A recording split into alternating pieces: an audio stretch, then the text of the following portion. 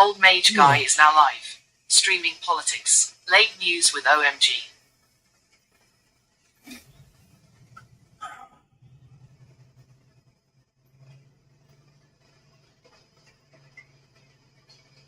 So it's been a fun morning. I started at 12:30.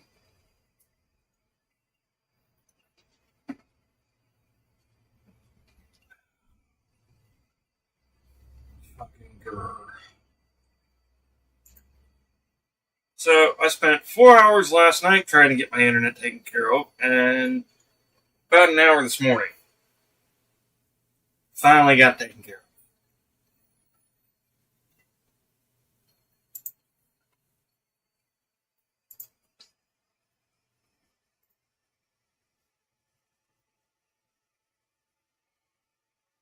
Needless to say, I'm not in a very good mood. Not been a pleasant morning.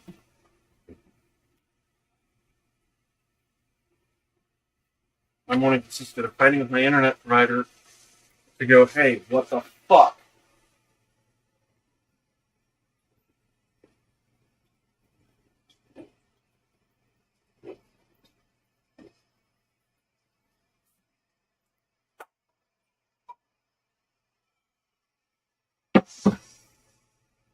So everything in the thought was my computer last night was just a fucking internet.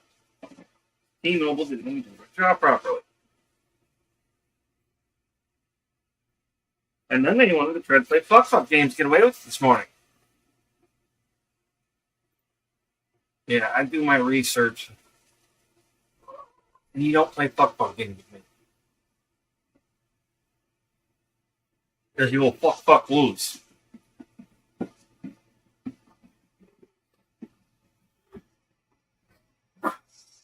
Coffee's brewing. I've had one cigarette so far. Haven't medicated yet.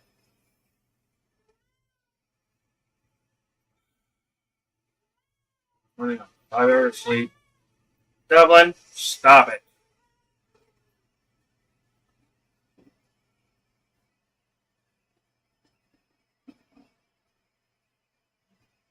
Five hours of broken up sleep.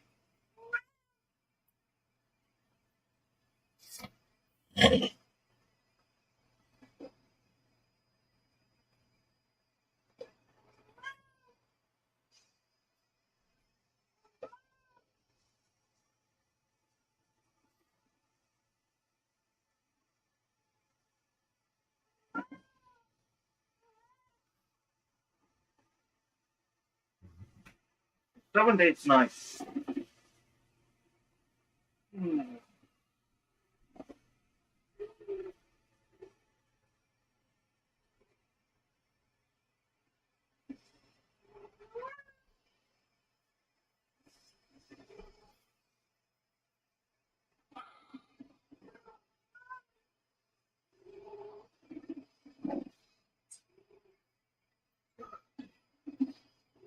Coffee is brewing, and I'm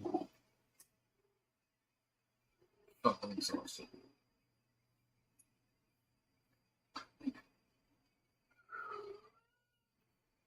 Entry level fucking exhausted.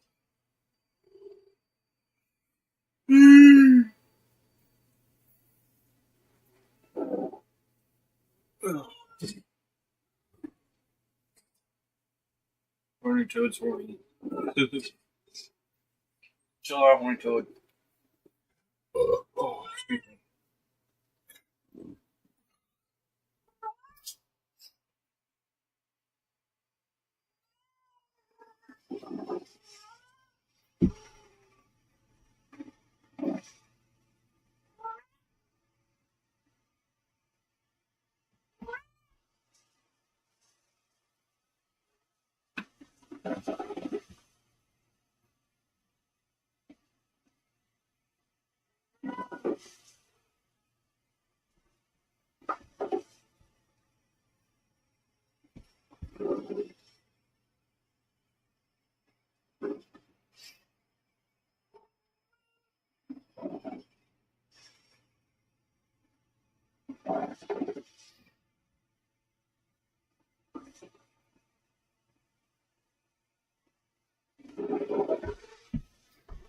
Alright.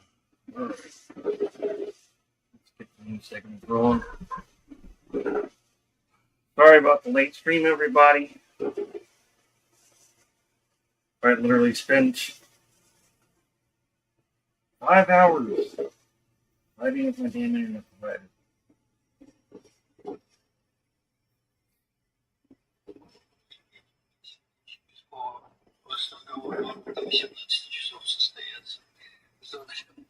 Oh, it's a short. Putin tells room full of oligarchs that he's late to his call with Trump, making him wait.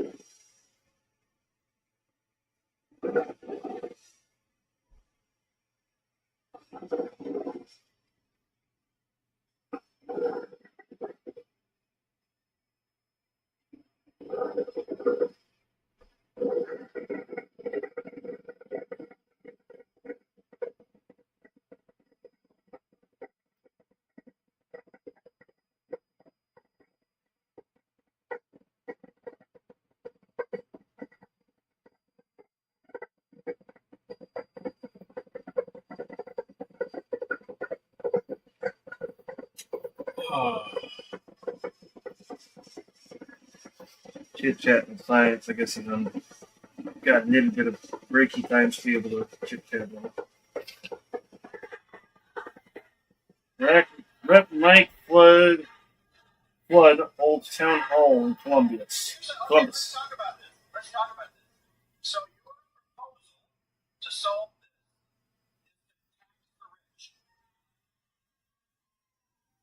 Yeah, Mike didn't like that.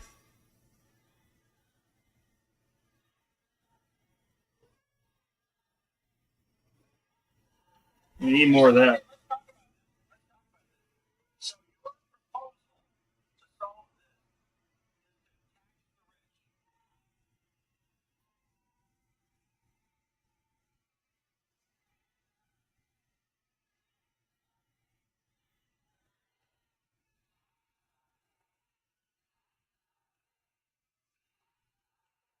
so your proposal to solve this. Okay, let's talk about this.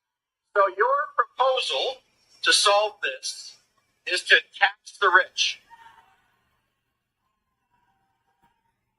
That face.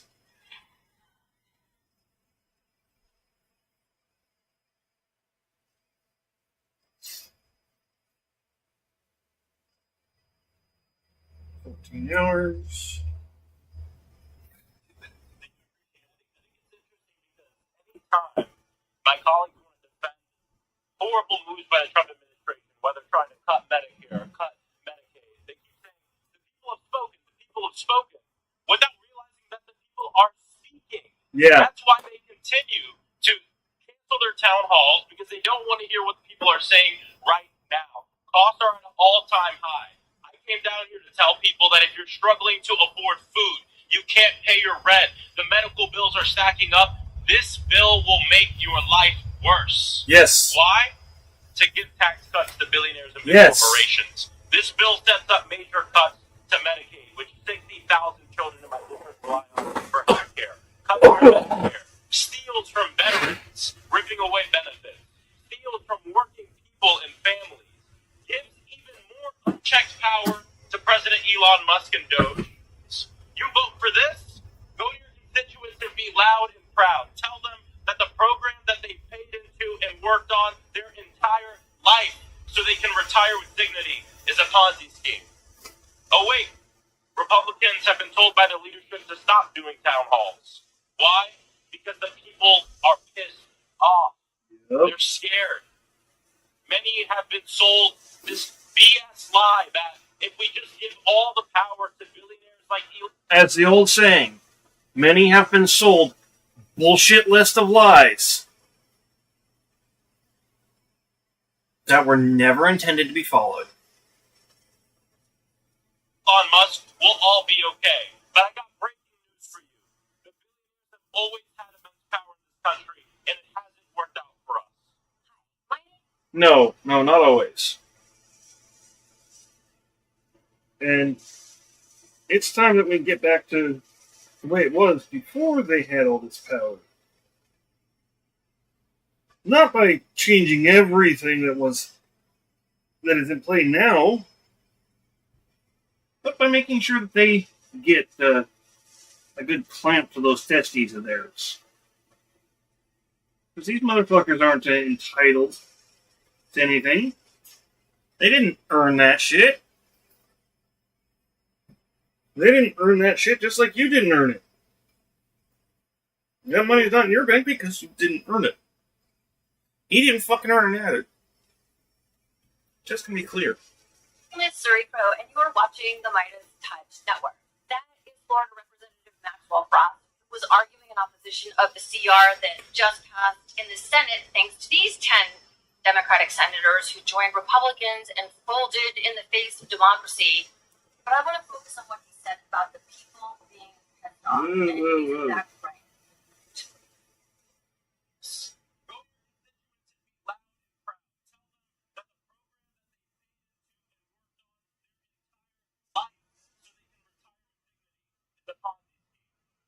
Oh wait, Republicans have been told by the leadership to stop doing town halls. Why? Because the people are pissed off. They're scared. Many have been sold this BS lie that if we just give all the power to billionaires like Elon Musk, we'll all be okay. But I got breaking news for you. The billionaires have always had immense power in this country, and it hasn't worked out for us. Hi, my name is Surrey-Pro, and you're watching the Midas Touch Network. That is Florida Representative Maxwell Frost, who was arguing in opposition of the CR that just passed in the Senate thanks to these 10 Democratic senators.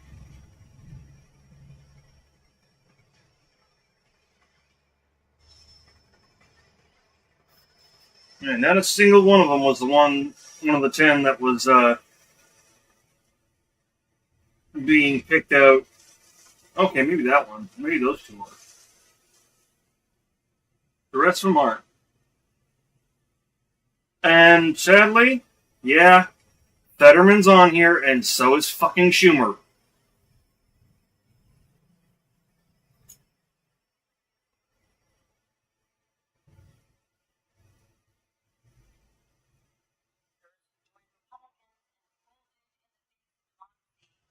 But I want to focus on what he said about the people being pissed off, and he's exactly right.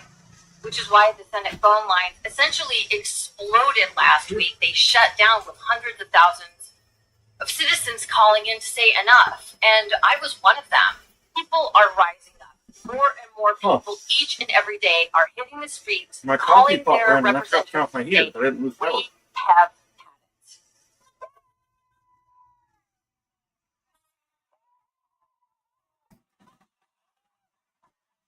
I live in the 2nd Congressional District in Virginia, and my own representative, Jennifer Kiggins, has refused to meet with her constituents.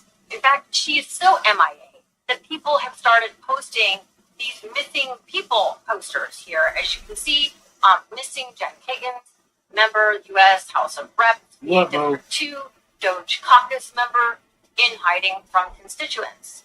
Afraid of Trump and Musk, may be linked to illegal actions, location, city, Virginia Beach, state VA, circumstances of her disappearance, last seen in Washington, D.C. on 1/20/25, may be driving late model Tesla, Virginia license plate, me first. Oh, the shade, I love it.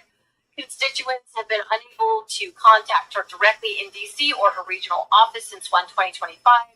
Last seen with individuals who pose a clear and present danger to the country and the Constitution, may be experiencing Stockholm Syndrome and cooperating with dangerous elements. If seen, notify the press immediately. Demand she appear at a town hall event as proof of life. And they have a phone number. If you have information, please call 1-800-MIA-REP. Of course, that phone number is a joke, but the point is, so far, Representative Kiggins has refused. She's refused to meet with her constituents, the very people who pay for her salary, her benefits, her health care, the ones that she swore an oath to represent when she went to Congress. But Representative Kiggins had plenty of time to meet with donors at a private fundraising for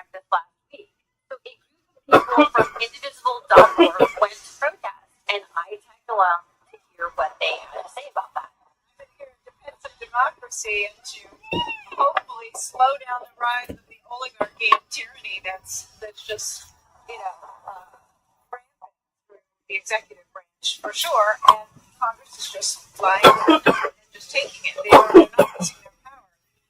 It's just like Jen Higgins. How do you feel specifically about Jen Higgins? Well, she says that she supports veterans. She says that she supports her constituents, but she is going to vote for a continuing resolution, which she did already. And I don't see her as being supportive of people. I see her being supportive of corporations and those that are.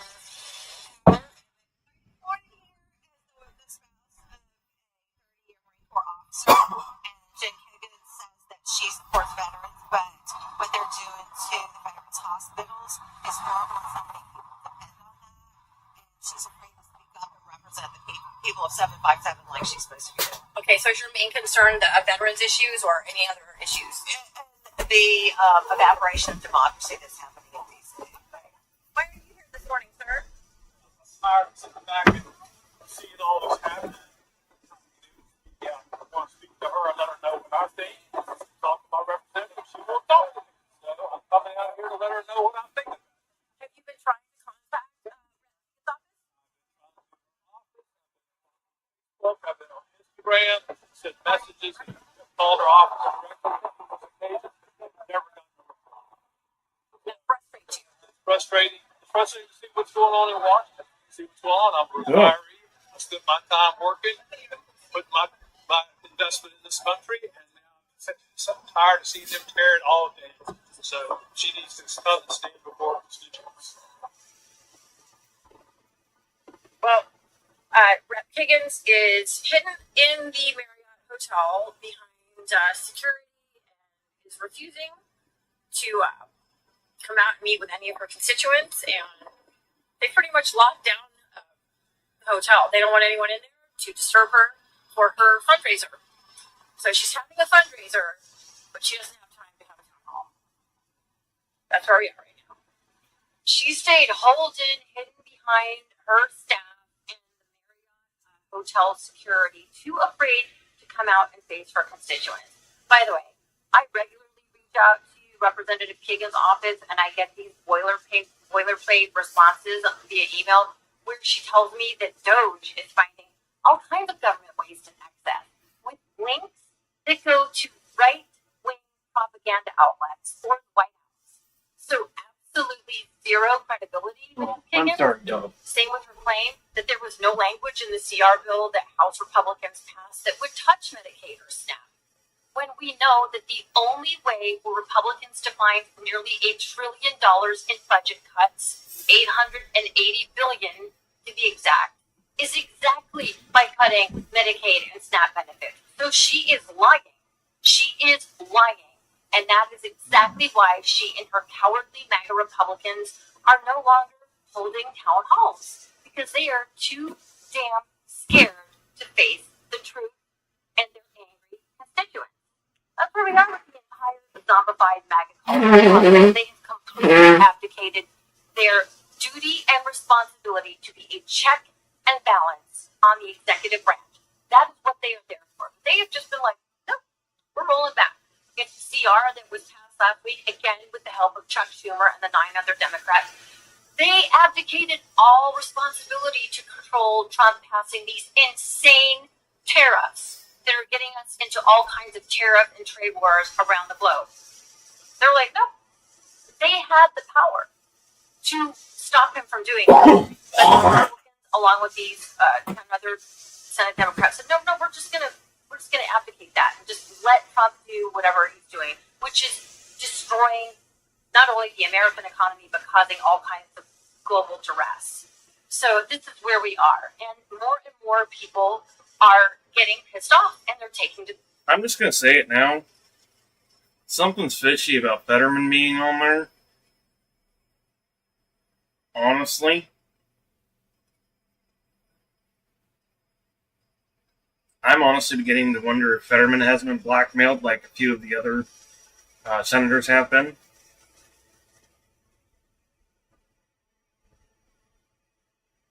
Just saying. Street. Here's a look at a Tesla protest in my hometown of Tucson, Arizona this past weekend. And by the way, the station that's reporting it is the very first place I worked in my TV news career, KVOA, in Tucson, Arizona.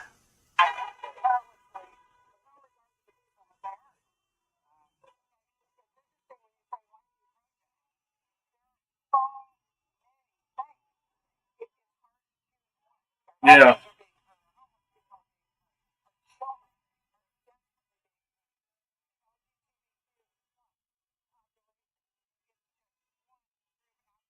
Mm-hmm.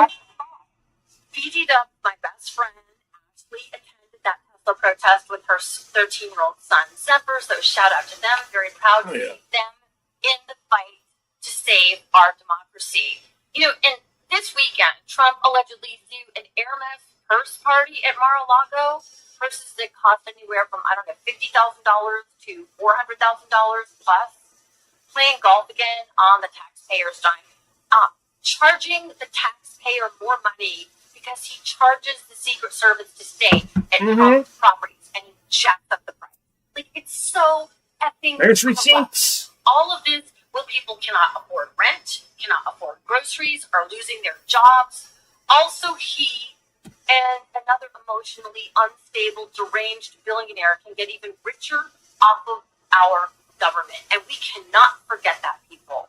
Elon Musk and Donald Trump and Jeff Bezos and Mark Zuckerberg and Peter Thiel and all of these billionaires, decamillionaires are stealing money from us. These tax breaks, they are stealing money from us. And yet they are psychopathically trying to twist the narrative that they are finding waste in government spending and they have to cut all of these hardworking federal servants' jobs, these public servants. Not to mention, more than half of those people are fucking veterans.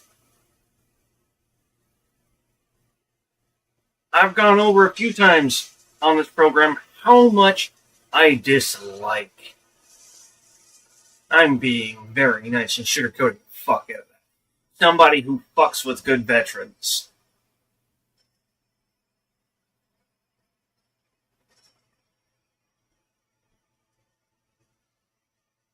That they have to cut park rangers and get rid of air traffic controllers while planes are falling out of the fucking sky, catching fire. They're rolling back EPA regulations. They have a Supreme Court that rules that it's now okay to just put shit in our water systems. Literally, that is what the Trump-controlled Supreme Court recently ruled. Yeah. They're like, yep, we could just have sewage in the waterways. This is where we are. Like, it is so insanely corrupt and gross, grotesque, and All right, let me be very clear on this. The idea of the sewage in the waterways was there was places in California, Washington, Oregon, and other places get high rainfall. Then during high rainfall, would flush their sewage. Some of you might say, well, what's wrong with that? There's high rainfall. You'll help balance it out.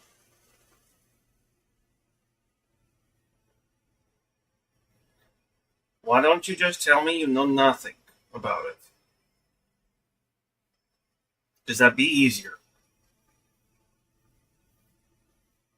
There are other countries where that kind of shit was allowed. There's history lessons about it. All the way back to fucking, I think it's, no, one of the dirtiest rivers in the world. The rich motherfuckers flush their waste, and the average person of the country has to fucking use that drinking water. Has to bathe in it. Has to do laundry.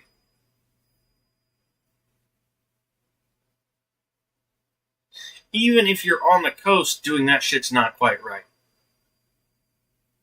You are a poor man and relatively uneducated, yet you regurgitate the ideology of the capital class.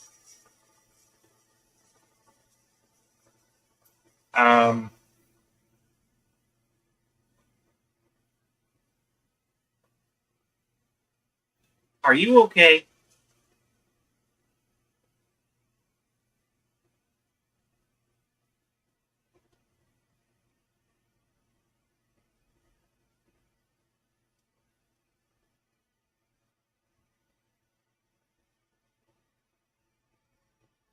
Because everything I was just talking about says quite the opposite.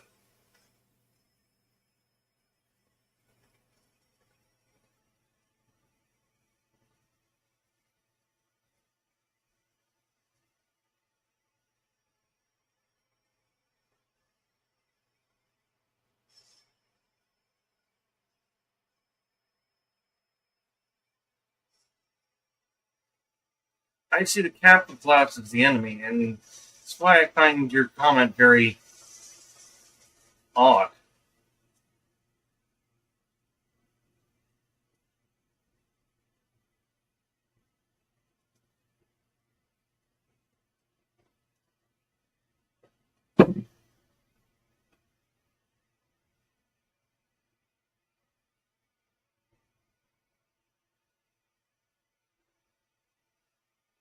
Yeah, are you okay?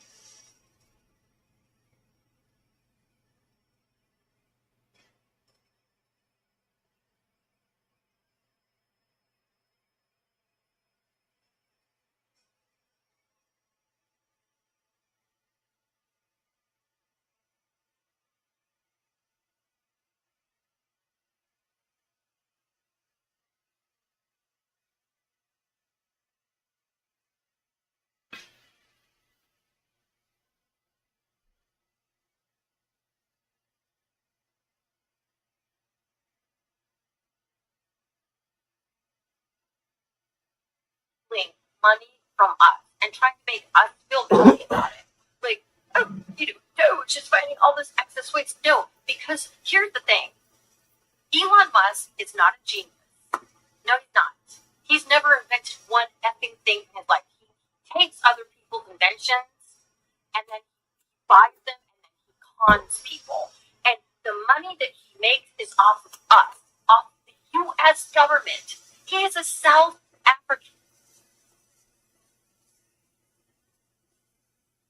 Yeah, I am confused as fuck, and now my brain is stuck on that shit. You're seeing a guy who disagrees with the capital class all the fucking time and says that they should have everything they have stripped from them.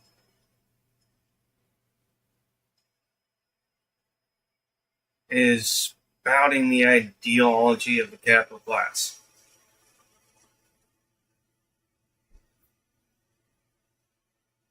And this isn't something I don't say very often. I've even been saying it more now that this bullshit's been going on.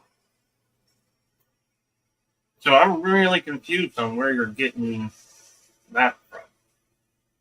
Poor and relatively uneducated, that's not inaccurate.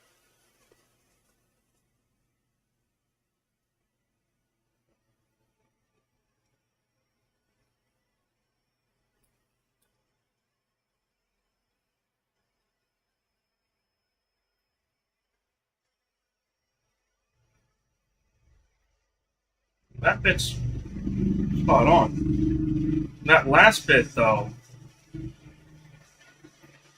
are you okay?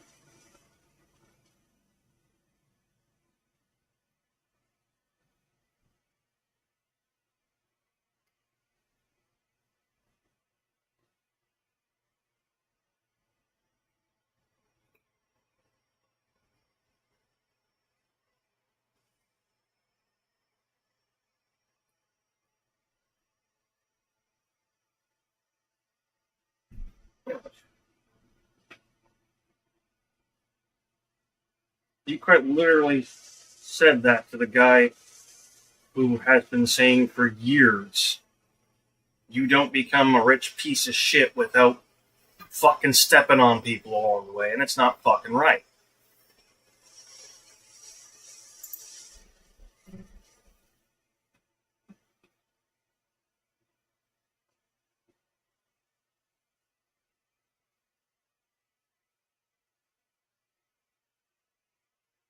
So please, tell me what it is you think you come with this last little bit from.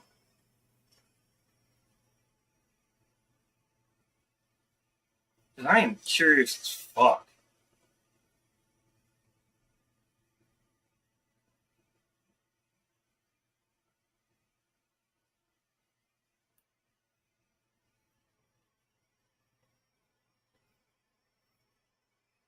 Yeah, I'm known to be one to wish that we could do away with capitalism, period. But no, that's not going to happen with the number of people already dead set in the system. They're too fucking stubborn to change.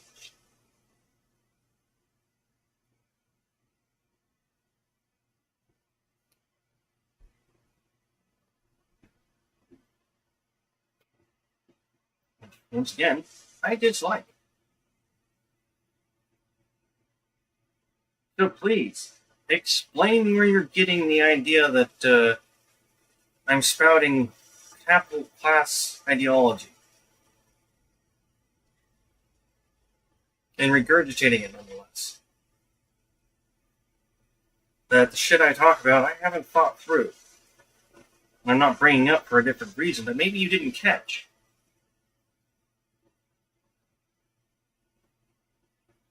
I don't know, and I'm trying not to place any assumptions.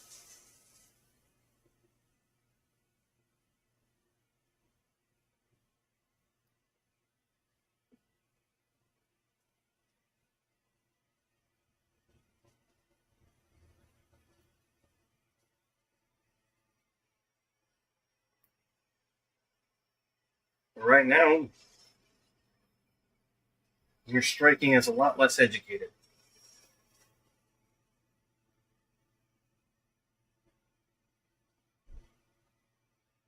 And you're actually striking foolishly. I would suggest not doing that. It's not such a big deal with me here, but there are points in time where that will be a big deal and will cause you issue.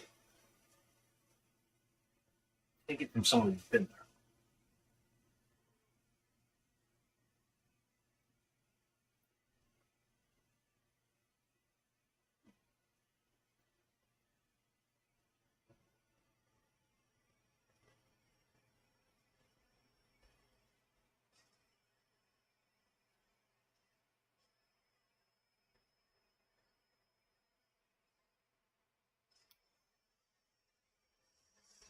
Nothing to say?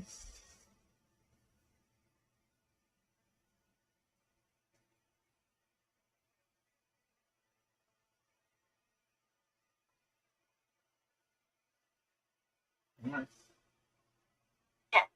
Nazi, apartheid loving, Sieg Heil saluting, like, psychopath who is apparently breaking down in tears in the Oval Office because his Tesla stock is crashing.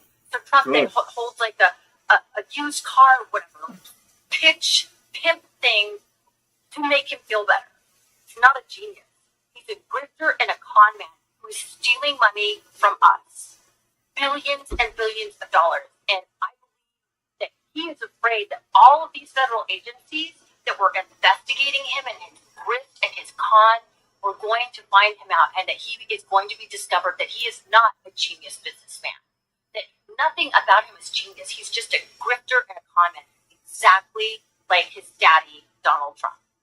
And that's the bottom line. I don't know about that. Saying recently in all He of might my be. takes, we But have the right to be furious and angry. I know and he's not people a like genius. Jen Kiggins and the rest of her MAGA colleagues, it is their job to be the brakes and the check on runaway executive power, and they have completely abdicated that.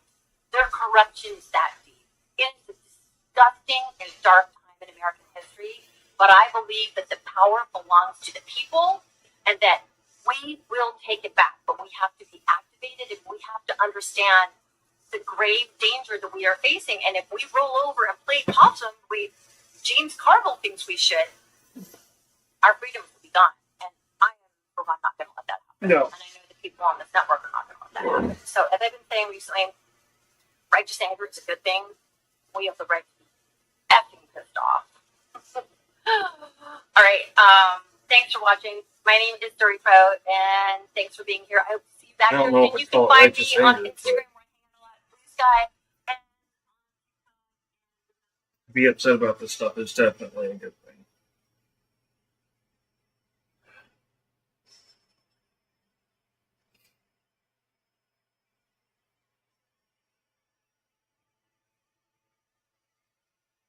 And speaking out about this bullshit is definitely a good thing.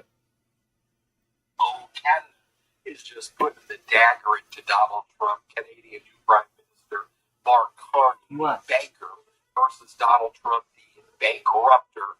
And Carney is just outmaneuvering the Trump regime. It is a thing of.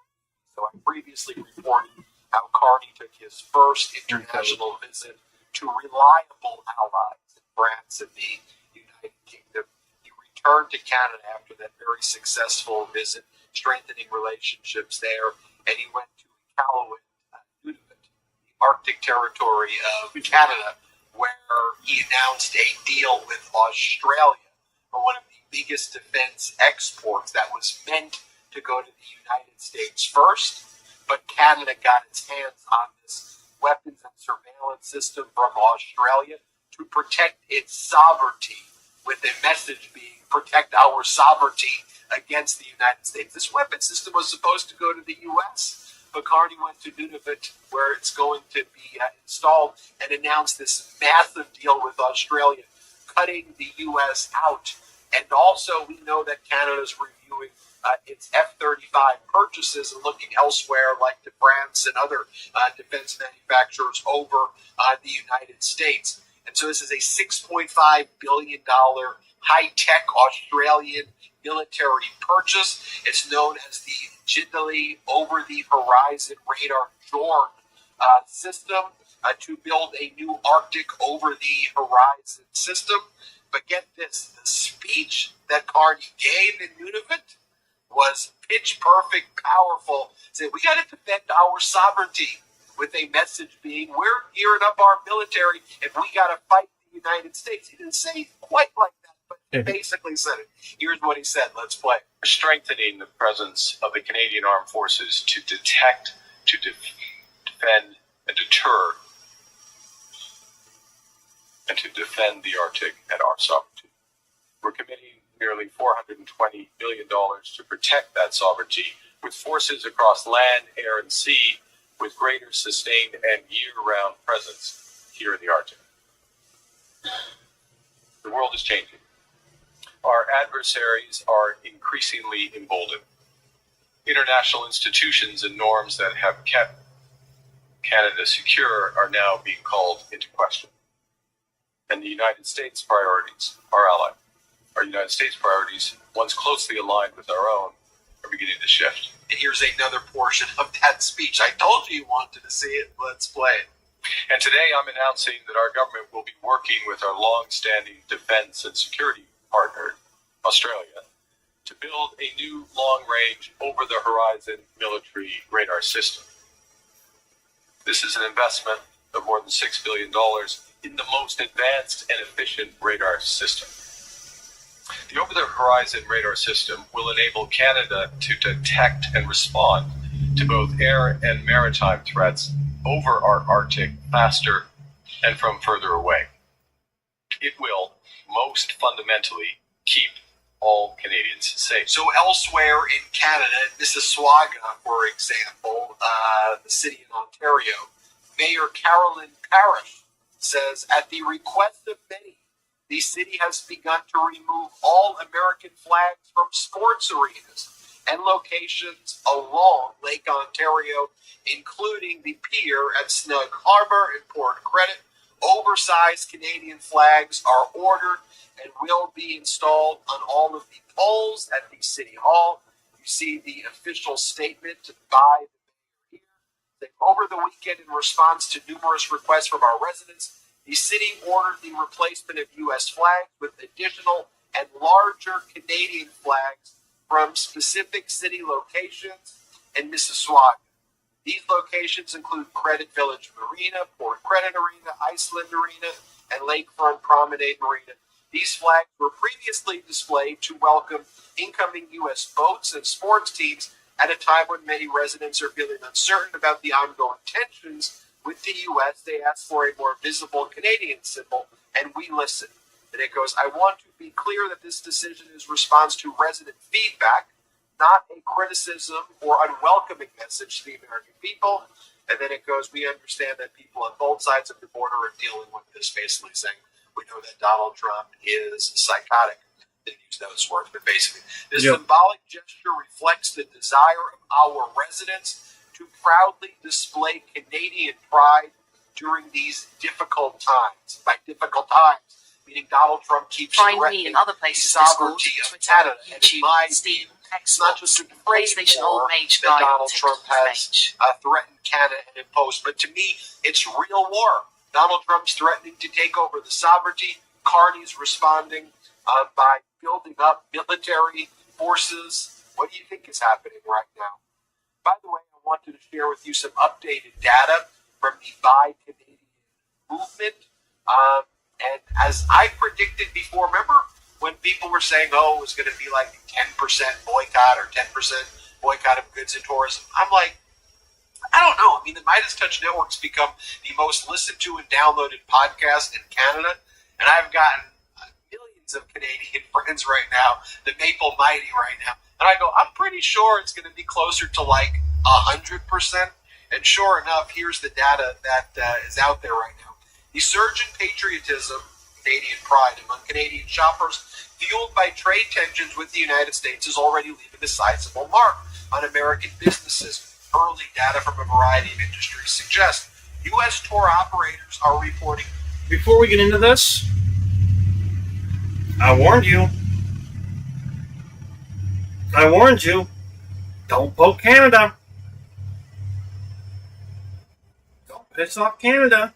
You're not going to fare well from it. Nobody will.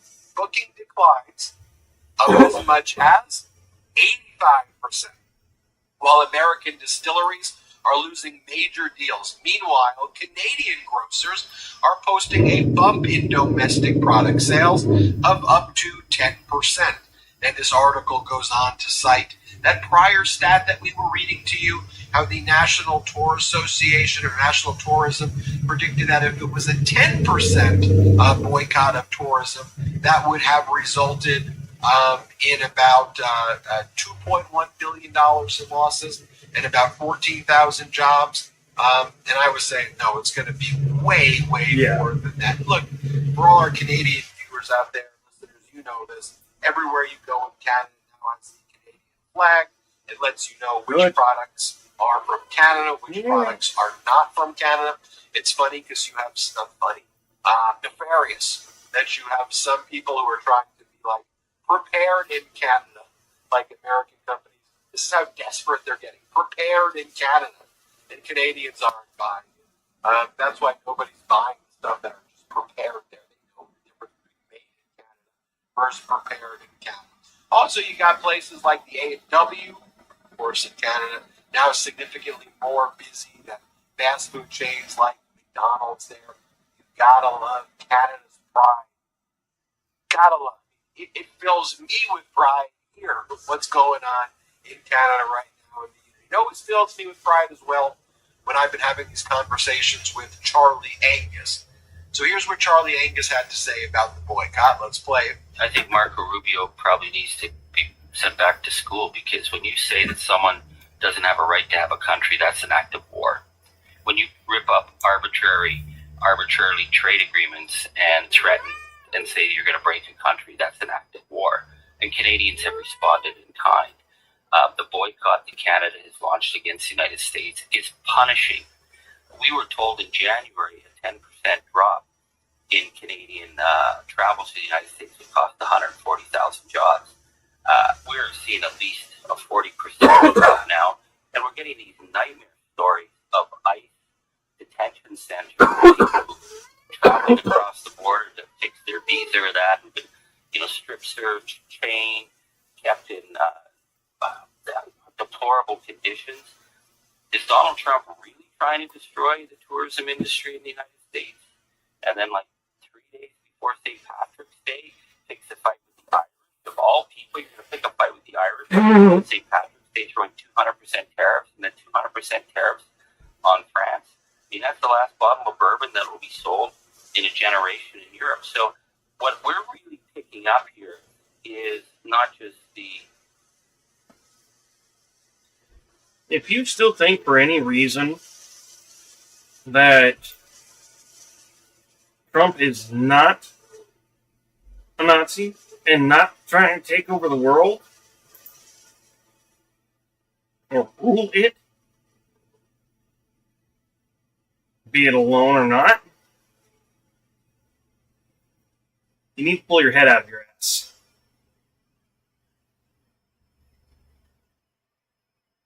$200% tariffs.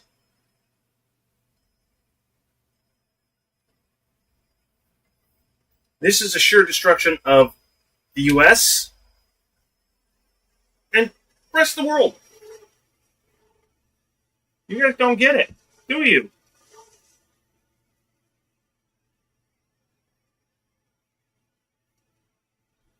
Unless we stop these motherfuckers,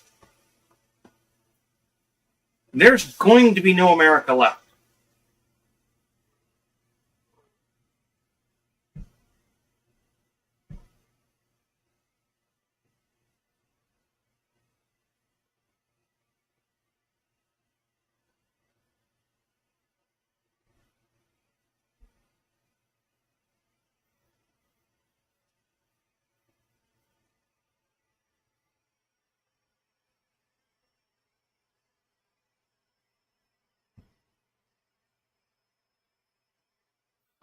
It's rising level of resistance in Canada. I've been on a tour through the industrial heartland of Canada, and the resistance is so much stronger than I could have even dreamed.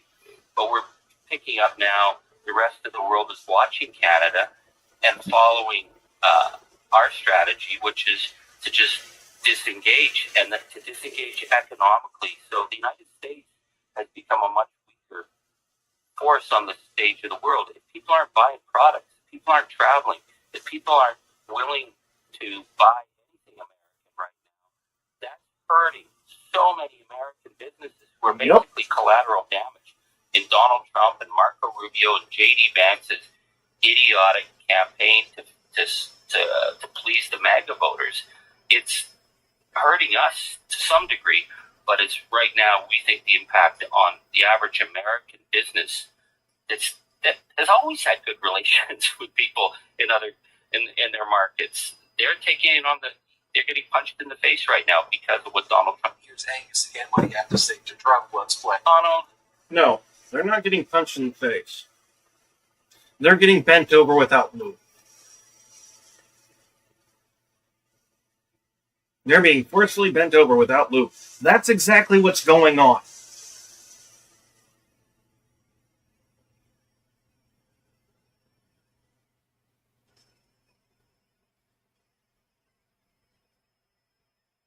If you haven't realized it yet, America, Donald Trump has bent you over and is pounding you without your permission, without lube or protection or anything.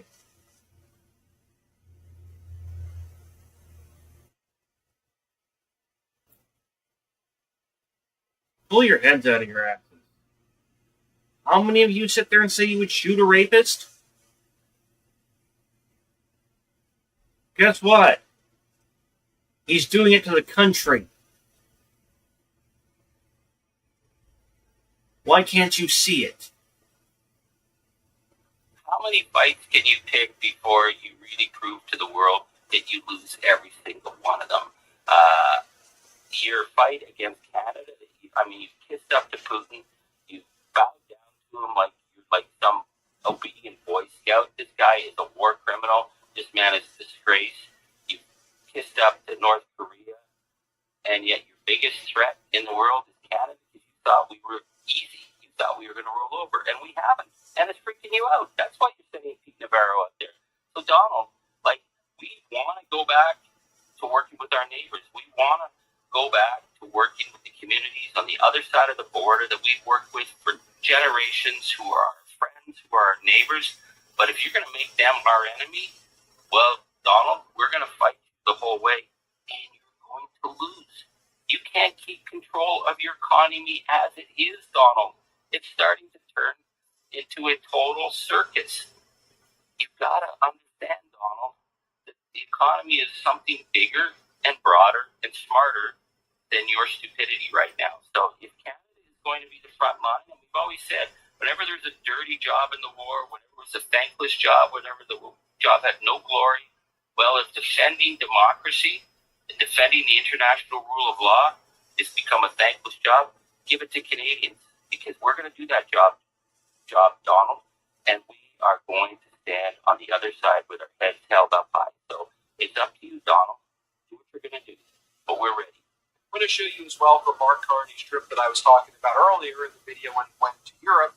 Here's what he had to say, that we don't need other countries to validate our sovereignty. We are sovereign, but we'll develop relationships with other people. We don't need the U.S. Play this clip. We don't need another country to validate our sovereignty. We are sovereign. Diversify our trading relationships. We can build new trading corridors. We fully realize what Canada is, which is an energy superpower to build clean and conventional energy. That's exactly what we're going to do. We're going to get stronger, but those who take trade actions get weaker. The focus is on security, deepening security partnerships with France, with the United Kingdom. Those discussions are necessarily sensitive. They're revealed in the full course of time. I'm encouraged by the progress that's been made.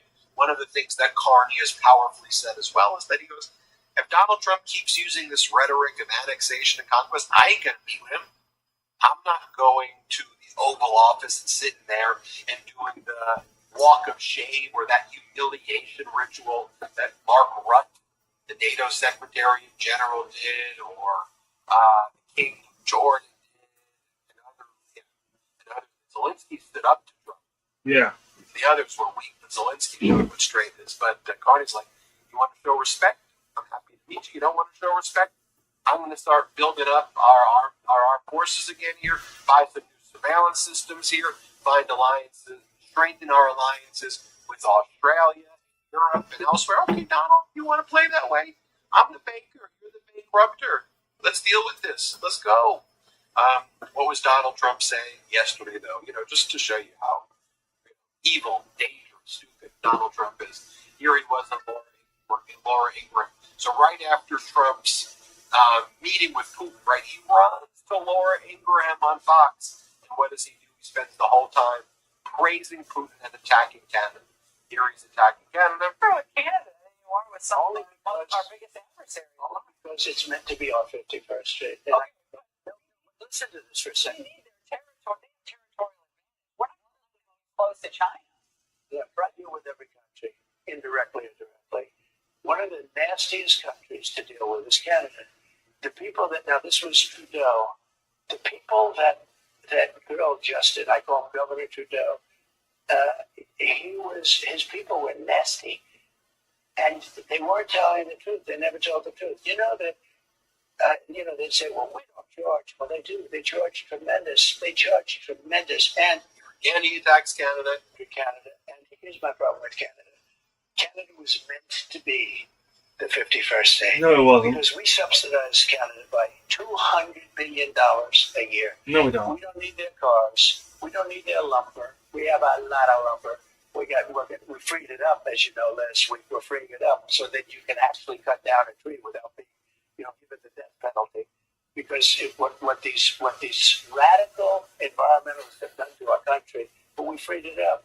But we don't need their lumber. Radical environmentalists. Yeah, no, it doesn't have to be based on science. Improvable fucking fact.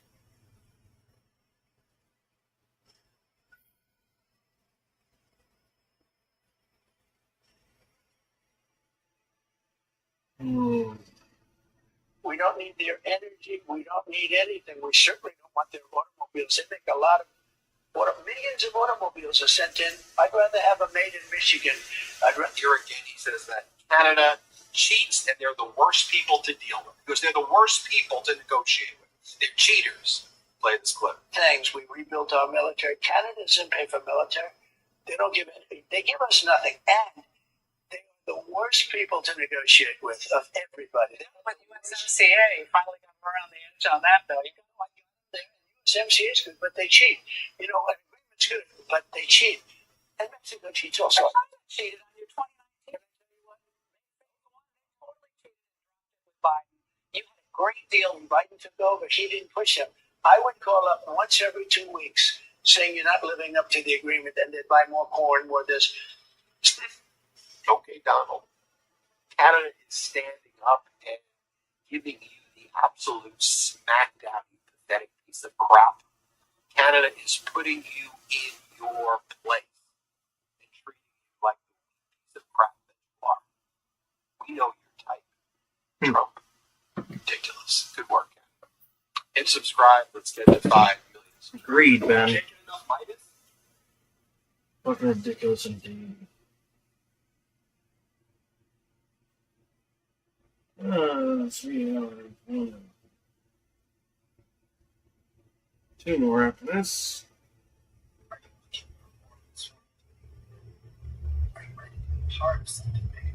America's state regime media, known as Fox, is at it again, and the propaganda they're pushing is they want their audience to remember Elon Musk isn't the real person running Doge. It's Amy Gleason.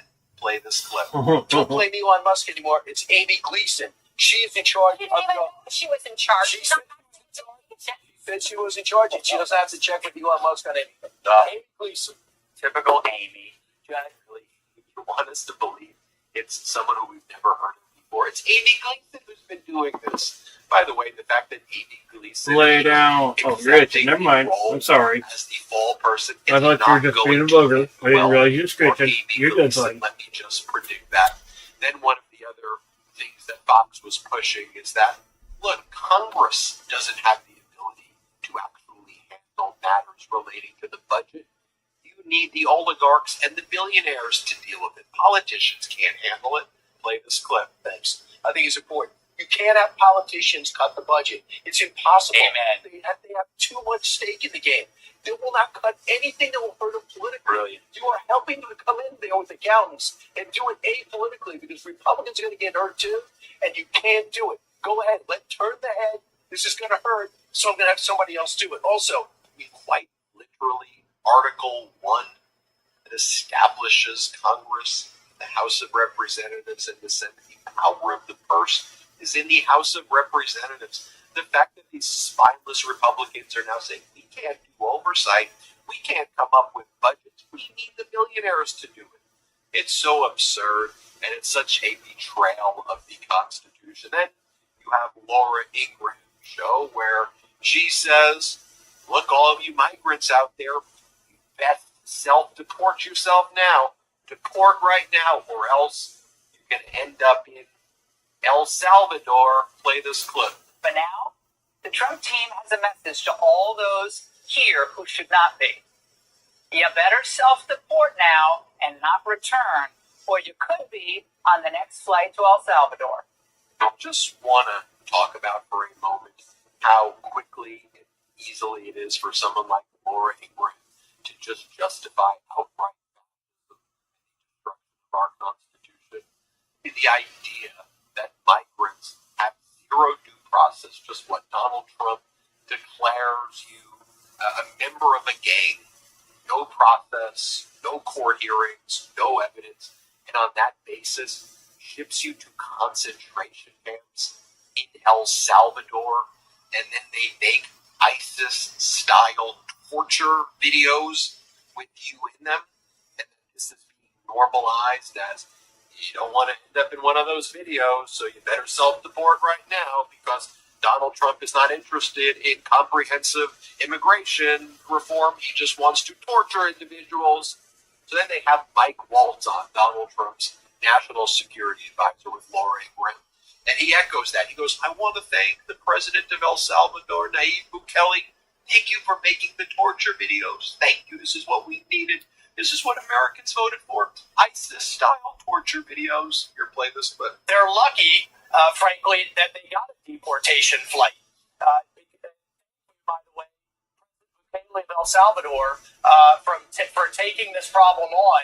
And God bless them for making that video, because you want to talk about deterrence. As a military member, as a former Green Beret, I understand strength. I understand the message that sends. And that video is deterrence. And that sends them. That doesn't send strength.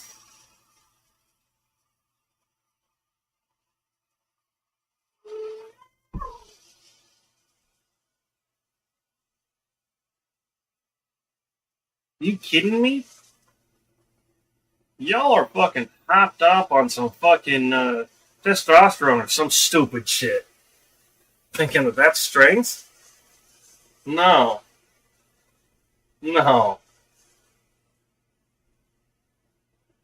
That shows the petty, pathetic actions of a cruel, ignorant, and small man.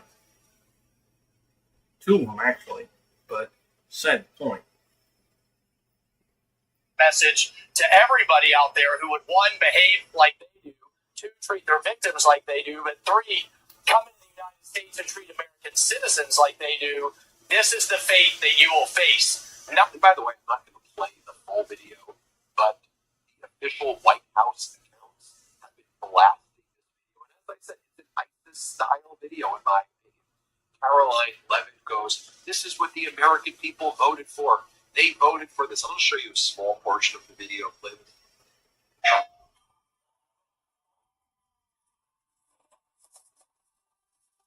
The American people voted for. They voted for this. I'll show you a small portion of the video.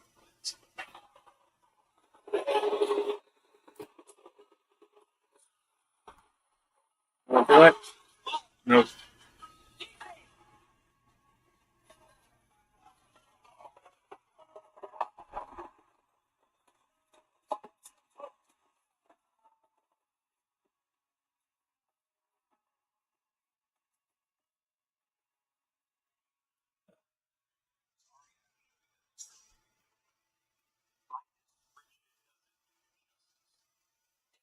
That clip doesn't really do it justice. I am a law and order person. If someone's involved in crimes or part of a gang that commits crimes, they deserve to be brought to justice. But we have a justice system. Chill out, And dude. in our justice system, evidence needs to be presented against people. And then if they commit crimes and evidence is presented and they are found guilty with a presumption of innocence, they go to jail. And if the evidence shows that they're guilty and dangerous, they should be held in prison without bail. I'm fine with that. But we don't just send people to El Salvador into concentration camps. And it should be noted as well that a number of lawyers for the individuals who were sent to El Salvador are saying that their clients were not members of gangs. They had tattoos, but their tattoos weren't gang symbols, that they were going through a lawful asylum process. But that won't stop Fox and all the right-wing propaganda for saying, oh, these are terrorists, these are enemy combatants in some made-up war that Donald Trump divined. It's so ridiculous. Caroline Levitt then goes on Fox and talks about the end of the ceasefire in Gaza. Well, that was very quickly. It took former President Biden a long time to negotiate that ceasefire, which Trump and Netanyahu were, frankly, stopping from happening earlier. And now Donald Trump has been unable to keep that ceasefire in place, and now war is back and raging in Gaza. Play this clip. Well, the Trump administration and the White House were consulted by the Israelis on their attacks in Gaza tonight. And as President Trump has made it clear, Hamas, the Houthis, Iran, all those who seek to terrorize not just Israel, but also the United States of America, will see a price to pay. All hell will break loose. Part of what Fox was doing as well was attacking the federal judges who have been ruling against the Trump regime. One of the judges they've been attacking is Judge Boasberg, the Washington, D.C. federal judge who used to be the chief judge of the FISA court in Washington, D.C., so dealt with foreign intelligence stuff. And he's now the chief judge in Washington, D.C., but the Trump regime is attacking him simply because he imposed an order blocking the Trump regime from sending migrants to concentration camps in El Salvador without further assessment of the facts, but the Trump regime has violated that order, in my opinion. Play this clip of Caroline Levitt attacking the judge. And so we have, unfortunately, Sean, a judicial branch that has gotten so out of control. You have single judges in single cities in lower courts trying to determine the way in which the president handles foreign relations. They cannot be allowed to do that. If we live in a country where the will of the American people is subverted by a single judge in a single court, we no longer live in a democracy. And so this... Then you have the other problem. We haven't lived in a democracy since Donald Trump became president again.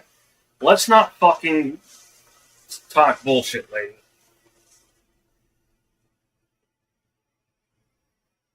Propagandist in the Trump regime, Alina Habba, and Alina Habba also attacks the judges, and she goes, it's unthinkable that judges can do that. Alina, I know it's unthinkable to you because you can't really think. You're not a good lawyer, but it's actually very thinkable. Yeah. Because there's something called Actually, part of the system. and due process, and there are Supreme Court decisions in the past that said, yeah, there has to be some process. Play this clip. Look at the Kaylin Riley. Look at what they're doing. Lincoln Riley. It's not okay. And what we've done is remove these individuals from our states. So then to have a federal judge come in and say, hey, I don't agree with the president of the United States with an executive order. It's unthinkable and it's ridiculous. So Judge James Boasberg is going to here's Donald. That's a federal judge.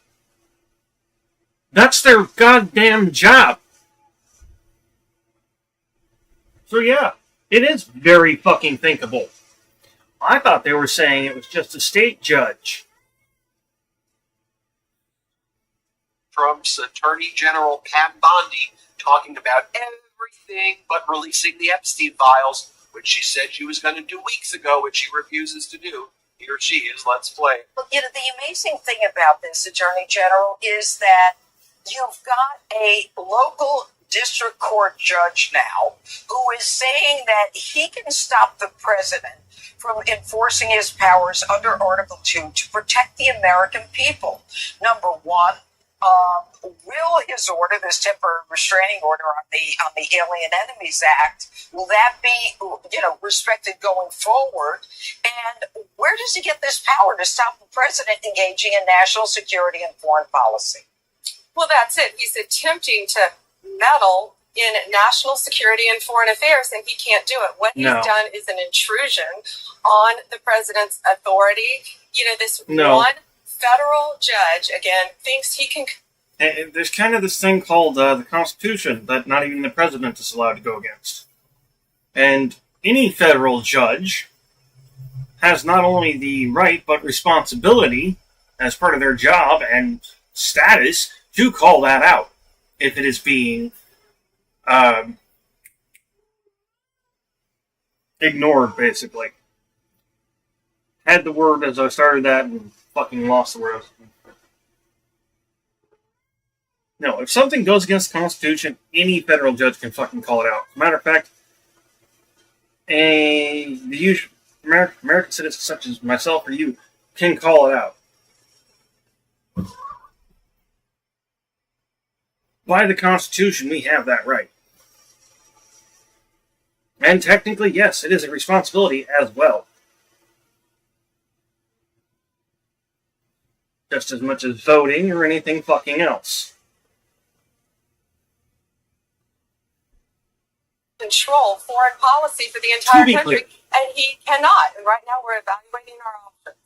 Okay, so the administration may continue doing these flights? Absolutely. These are foreign terrorists. The president has identified them and designated them as such, and we will continue to follow the Alien Enemies Act. Okay, thank God for Jessica Tarlov on Fox, by the way. Here she says to Judge Janine, I want to call her Judge Janine Pirro straight. Play this clip. Case. Funny you should mention that. No, there is a reason that everybody is saying alleged members and suspected members, because these people, as Dana said, have not gotten their due process. And there's an immigration attorney who has been posting about her client who was supposed to show up in court on Thursday, has been disappeared since then, is allegedly on this plane, and this person is here what show up in court. But he had a legitimate asylum claim. He had tattoos with It's not legitimate. A judge says it's legitimate. if you make it so that that person can't see a judge, then you're denying what Trump is essentially saying is that the asylum system, as we know it, is done.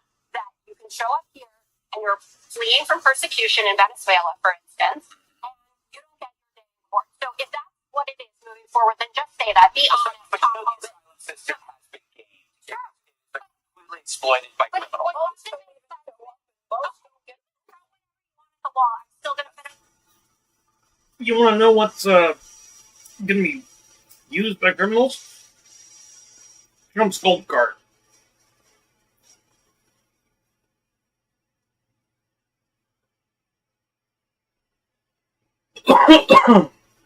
And the criminals that come in under that are going to be a lot fucking worse. Whether y'all realize that or not. Because in this world, there's only one way you get that kind of money. And that's by extorting people. Stepping on them, taking advantage of their rights, and fucking them over. That's how you get there. It's fucking pathetic.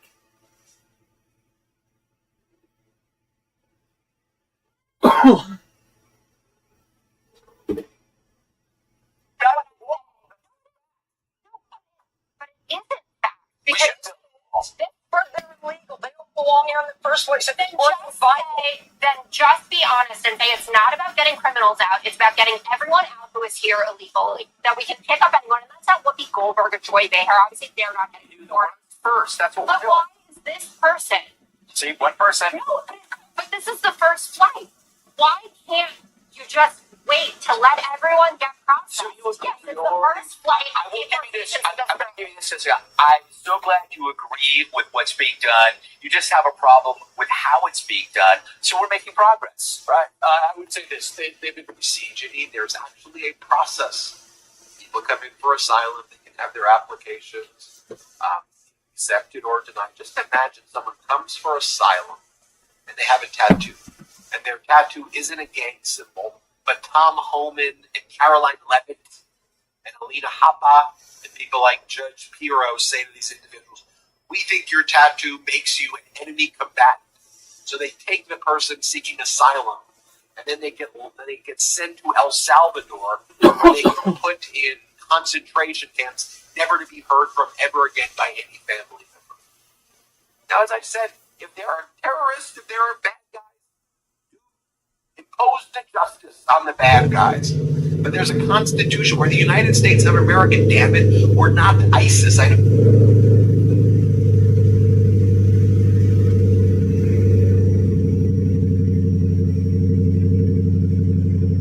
That Jeep is so fucking loud.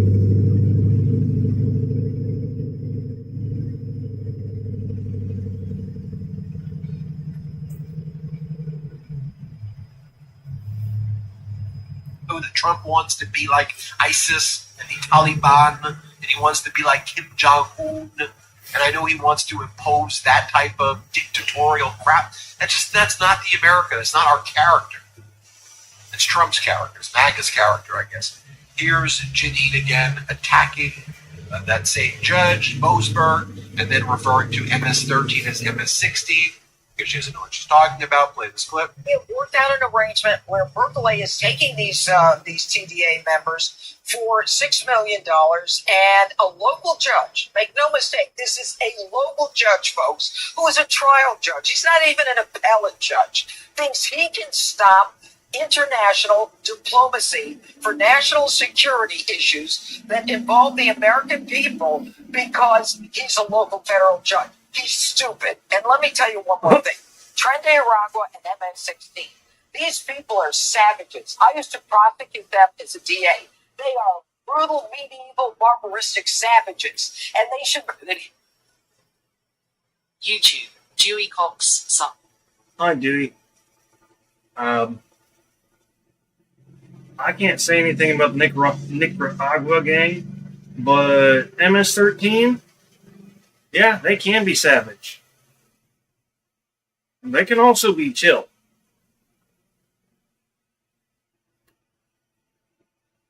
I ain't sticking up for them, but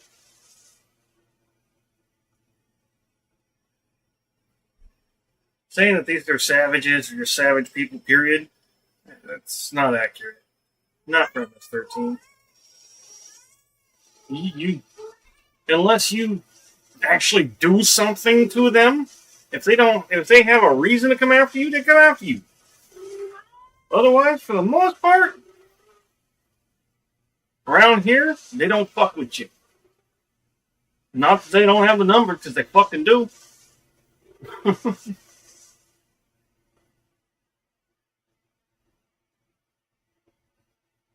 They don't need to.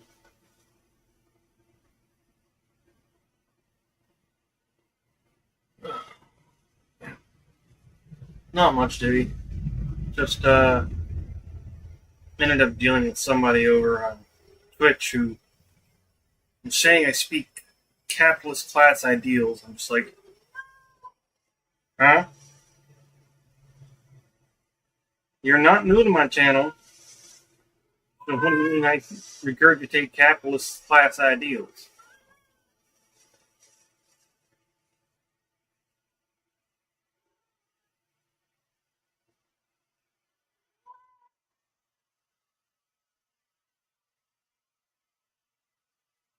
Hi, Dub Dub. Yes, I know Horny Toad.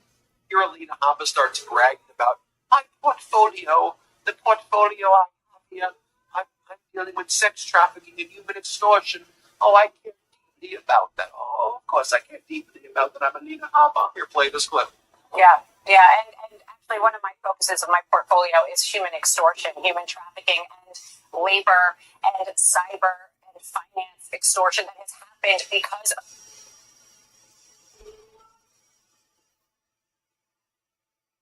It just sounds like what they've been doing to us, except in big words.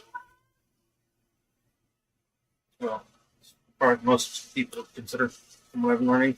of these individuals, bringing minors, bringing women, bringing individuals over the border, and then seeing them get tortured. And the facts that she mentioned, those are just public ones. I assure you, what I've been briefed on is Seeing them, you're locking them up and having them tortured in whatever the fuck it is, another country. Anyhow, how are you any better?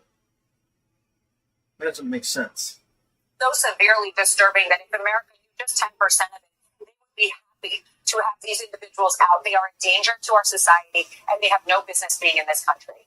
So, really, Alina Hamba, because a few weeks ago, you were doing podcasts with Andrew Tate, who was arrested on sex trafficking charges involving minors, that he was brought to the United States at the Trump regime's request and given a hero's welcome by the Trump regime and UFC people. Absolutely despicable. This was you a few weeks ago, was it not, Hamba? Play this clip. Hey. Hello, Alina. Yeah. Nice to meet you. I'm a big fan. Good. Well, now you don't look at you don't say that Trump. This Trump, and I agree with everything you just said. And I think that your anger is the same that President Trump has for our country, and the time is now for us to stop being whipped. I think that's exactly the right sentiment. And I also have to say that I sympathize with you because I think you go through a lot of the same. Now, mind you, this motherfucker was jailed for child sex trafficking.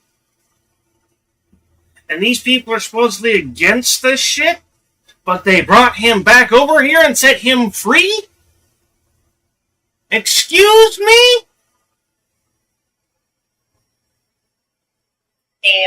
Show me the person, I'll find the crime that President Trump has gone through. And There you have it. Absolutely sickening stuff. State regime media, Fox, ridiculous. Hit subscribe. Let's get to 5 million subscribers. Can't get enough Midas. Check out the Midas. That last story is at least a week old now. That video was just put out last night, but that story is a week old. And I find it absolutely fucking ridiculous. The people that blame the left for doing that shit, somebody who is convicted in another country for doing it? I mean, tried and convicted? Y'all over there on the right sit there and fucking bring him back and set him free?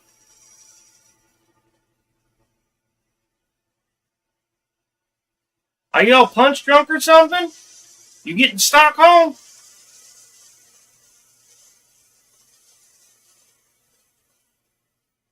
Find me in other places: Discord, Twitter, YouTube, Steam, Xbox, and PlayStation Old Mage Guy on TikTok as Mage.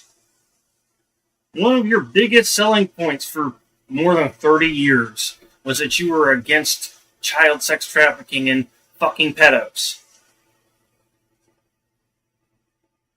Now your dear leader releases one. And you're all fucking okay with this?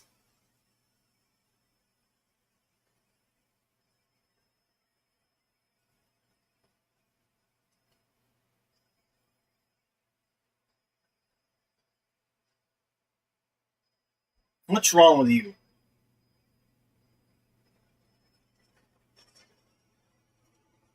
What happened to the Republican Party that I used to know? The one where more than half the time I would damn near agree with them.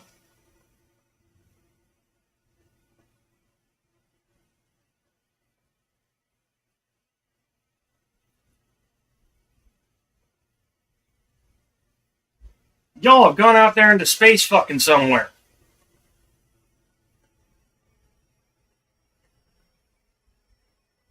You ain't on the typical political globe sphere no more. You're floating out there in some Naziville bullshit. That's another planet, motherfucker. Maybe you need to realize that and come back down to Earth.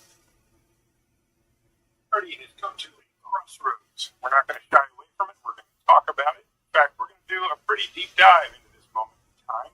Also, the Trump administration is ignoring federal judicial orders, and Elon Musk is trying to buy up the state Supreme Court for the benefit of Tesla.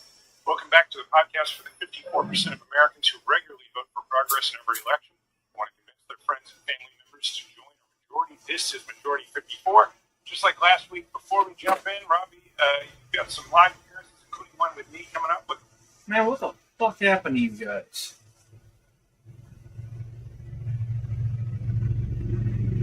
At some point, we actually had the ability to have conversations and come to a better conclusion than either one of us originally had.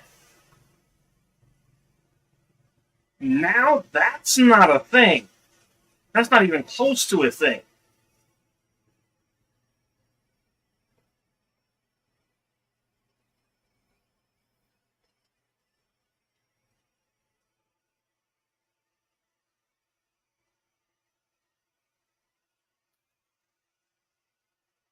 Y'all went from seeing the world in full color HD to seeing black and fucking white.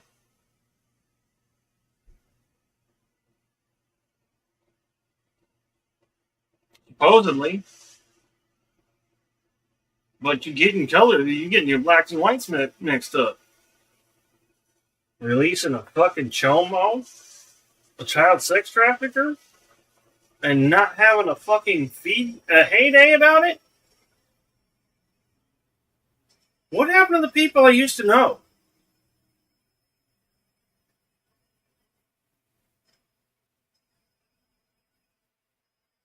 Any other president before this did this shit? Y'all would have been up in fucking arms. I mean, any president.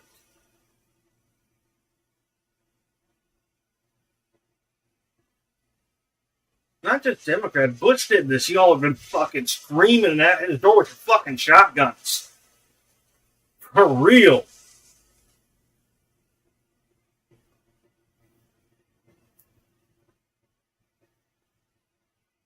Hell, y'all probably would have stormed the fucking White House. Not saying that you wouldn't necessarily have had a decent reason to do so, if that were the case.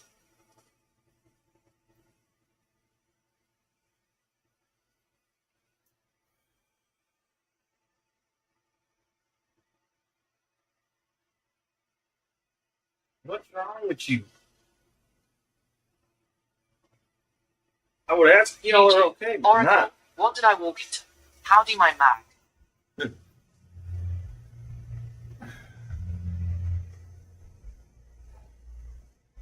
Me trying to understand something and just not having the ability to grasp it. So, I don't know if you've heard what happened with Andrew Tate.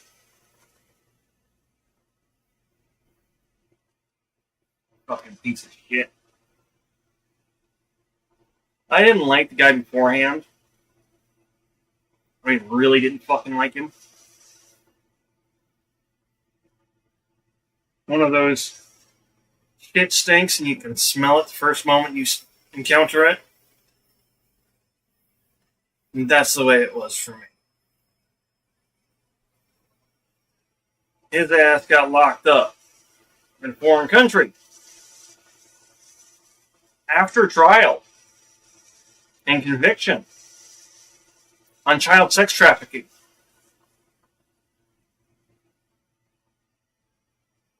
YouTube. Oracle, well, at least the notifications work. I did the fighting with my internet this morning. YouTube. Oracle, no, don't know who he is. Andrew Tate was a very much right-wing, macho, man, quote-quote, manly man podcaster. Big Trump supporter and fan. YouTube. Hinson Jackson. Hello, gents. Hi, Jackson. But Andrew Tate decided to take YouTube. Oracle. Hey, Jackson. YouTube. Oracle. Damn lad.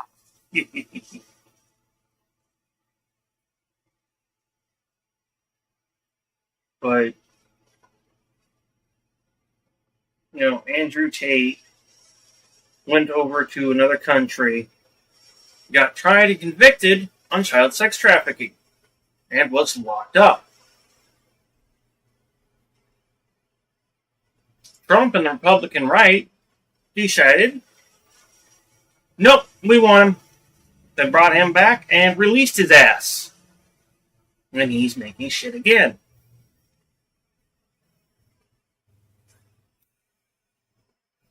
I don't get why the whole right side of the political spectrum is not up in arms.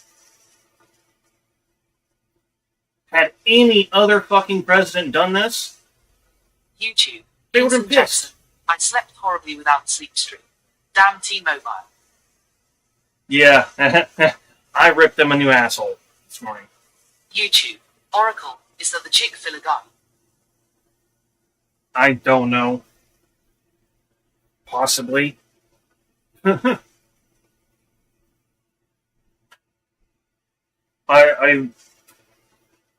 I stumbled upon short of one of his streams, and I didn't stay even a minute. Like I said, one of those shit stinks, and you can tell as soon as you encounter it, that's the way it was. Not even a minute on his stream, and that shit fucking stunk. YouTube. Oracle. Wait. WTF. But this motherfucker is now here and out. And the whole, almost none of the right Do you even wing, own a shirt? Lol. almost none of the right wing is up in arms about it. Even though they've been the party of consistently, oh, we want to get child sex traffickers, we want to get the pedos, blah, blah, blah, blah. Fucking do something then!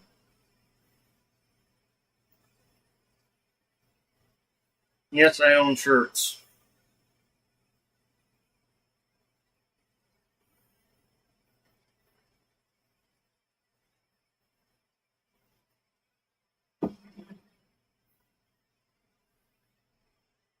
Like, how can you claim to be against that shit? Watch your quote-unquote leader let one of these motherfuckers off after he's been convicted in a country that's known for being rather strict about that shit. YouTube.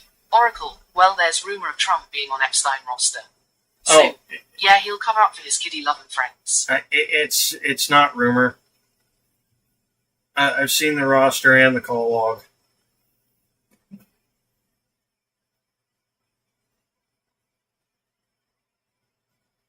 YouTube. Oracle. No shirt, no internet service law.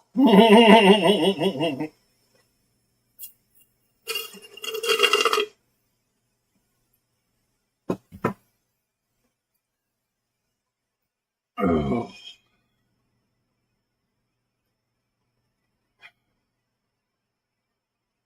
Yeah, no, that's just something that I can't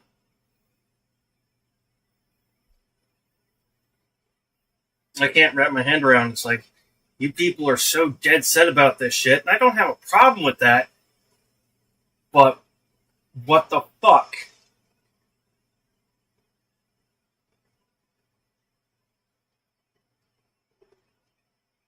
He's been suspected of it here for fucking years. They caught him. They locked his ass up. And Trump set his ass free. Can't tell me that's Democrats. How the fuck do the Democrats have any ability to be able to do so? Let's just be real.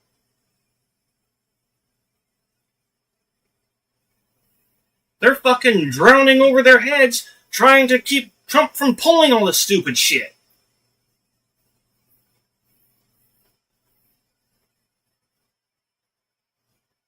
Not to mention, how the fuck would it have Trump's seal on it?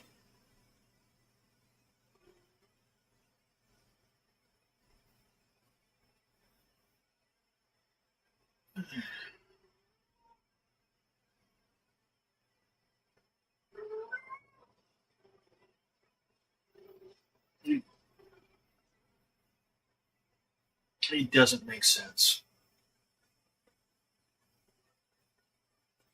It doesn't make sense, though.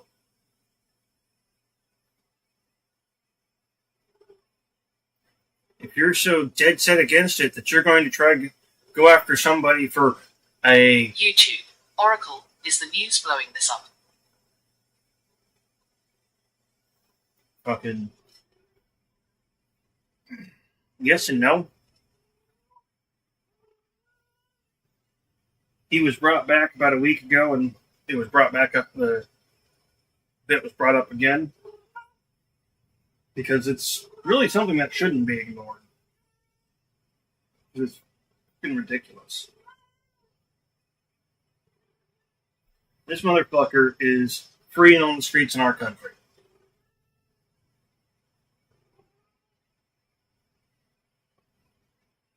And is a clear and present danger to anyone around him.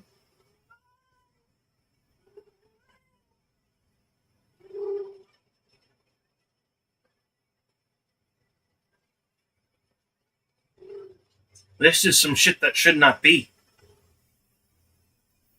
YouTube. Hinson Jackson. Low-key. I'm actually getting ready to put my sweatshirt on, take him out. I'm just getting ready to say it.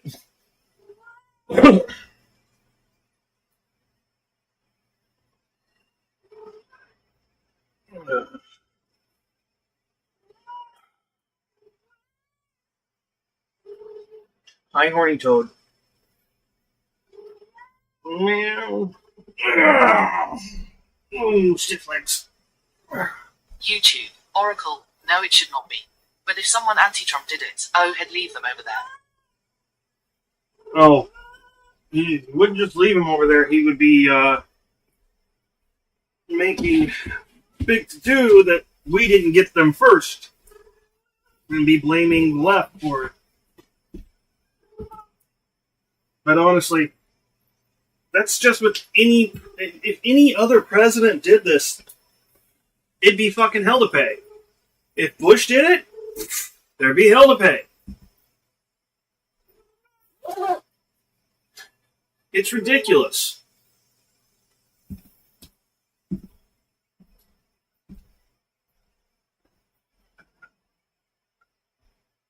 Bush had done that shit, these motherfuckers would be up in arms.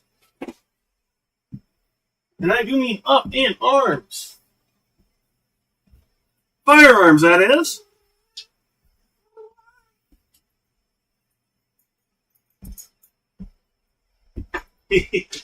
Good boy for waiting. Here. No, don't put your neck down. Don't put your neck down. There it is. Hey, hold on. There we go. Now you're hooked up. We'll be right back.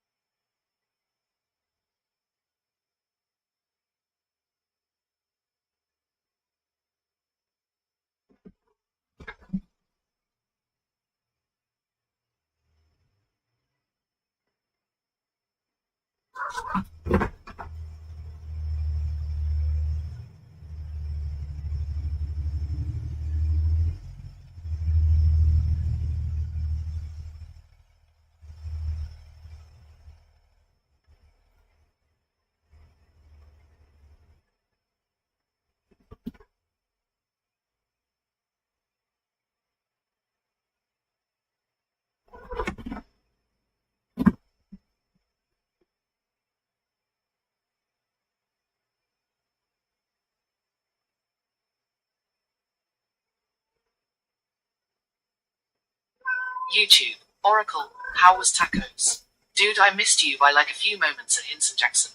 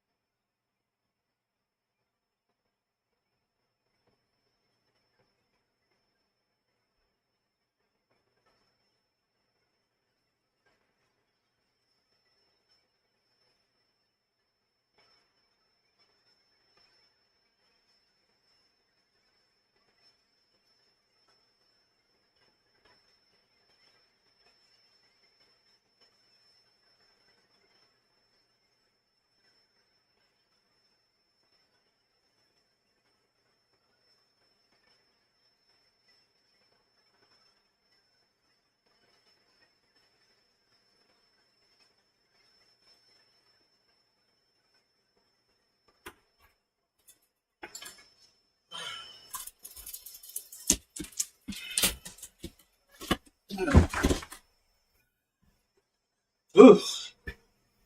There you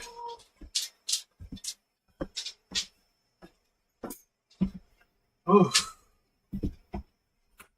Hey, it's chilly out there. Get her! She's what? You get her!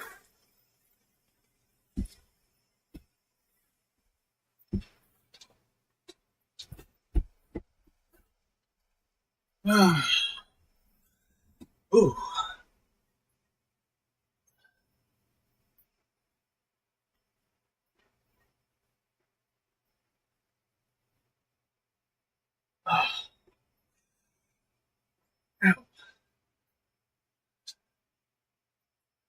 Oh, crunch, crunch, crunch.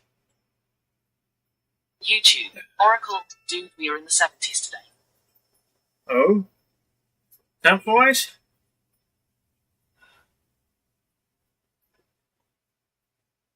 And we're at 52 here.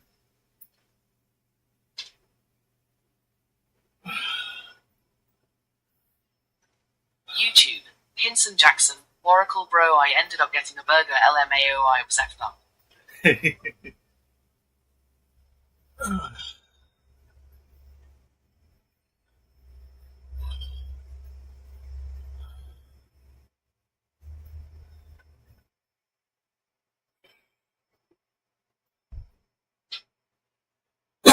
Yeah.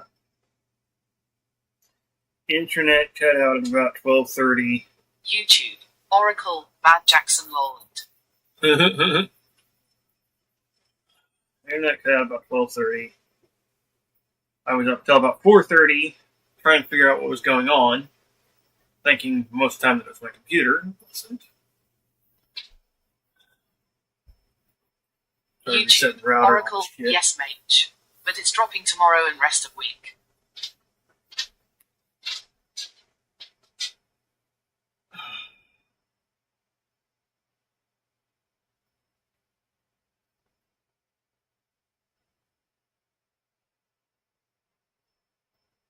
Then had to fight for another hour this morning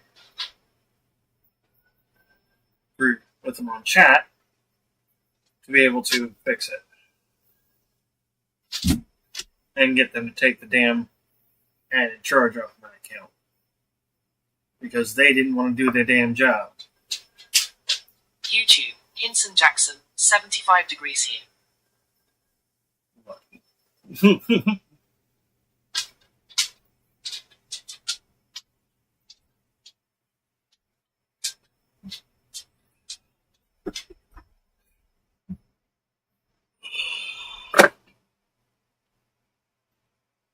Yeah, low 50s, chance of rain.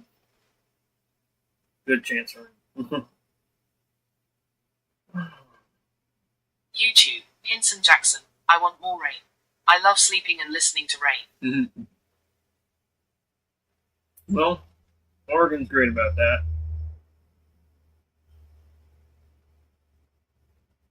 Rains 9 out of 12 months a year.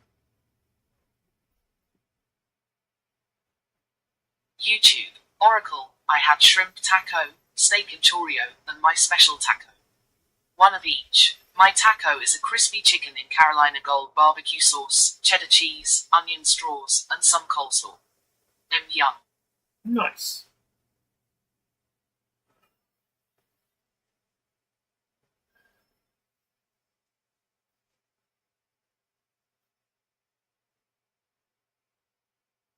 About the internet. You guys didn't do nothing. I got that shit taken care of.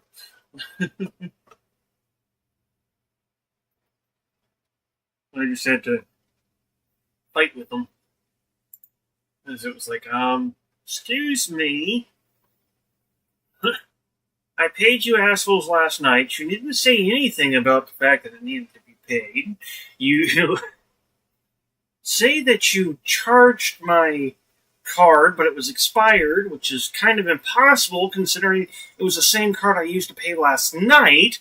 And the 2 times before that, when you used the auto pay feature. So, what do you mean? I should have a reconnect fee and bullshit like that.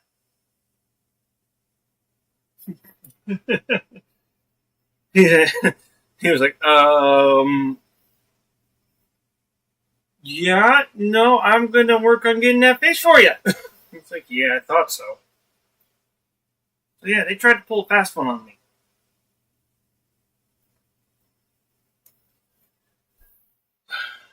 I'm glad I kind of pay attention to that shit.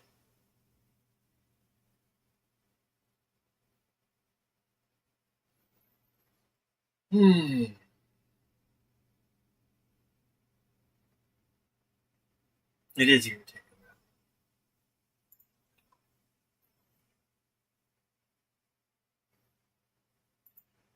And after waking back up last night, I think I had a funky ass hangover, which is not fun.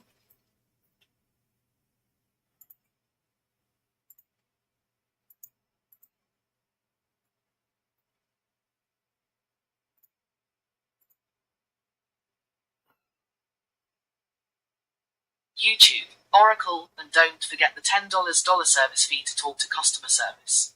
Oh no. No fee for talking to them.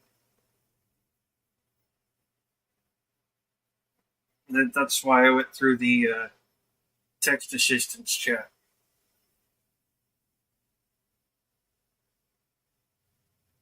Hey, Jackson, I'm with you on the coleslaw thing.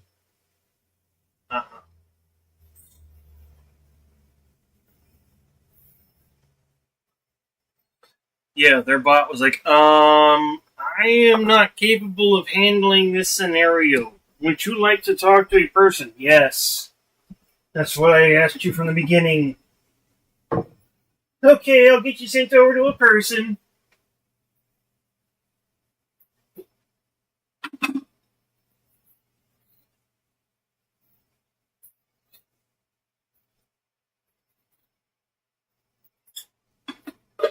And tonight has a game set chosen. We are doing 7 Days to Die.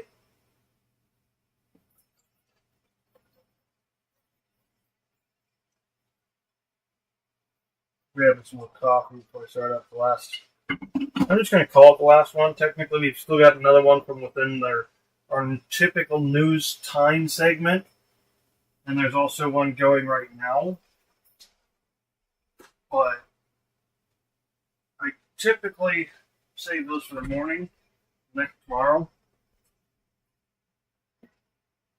I've noticed about how it goes. We're typically going until about noon 1, give or take.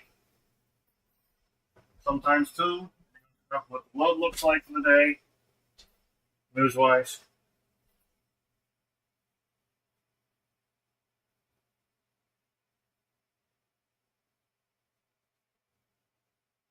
Yeah, you'll wait till it.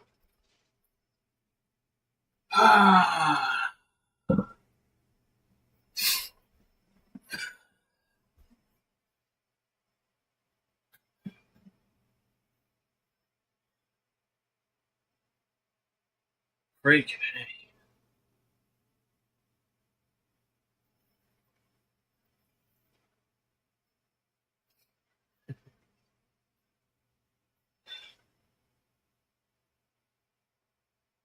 So yeah, I got my internet back on, got it paid, back on, after a fight. YouTube, Hinson Jackson, no more coffee, mister.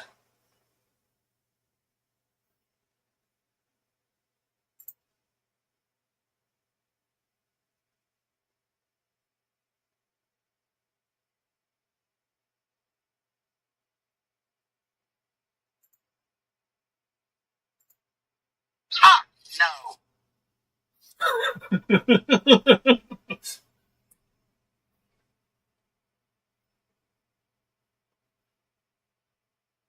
Don't have Monster.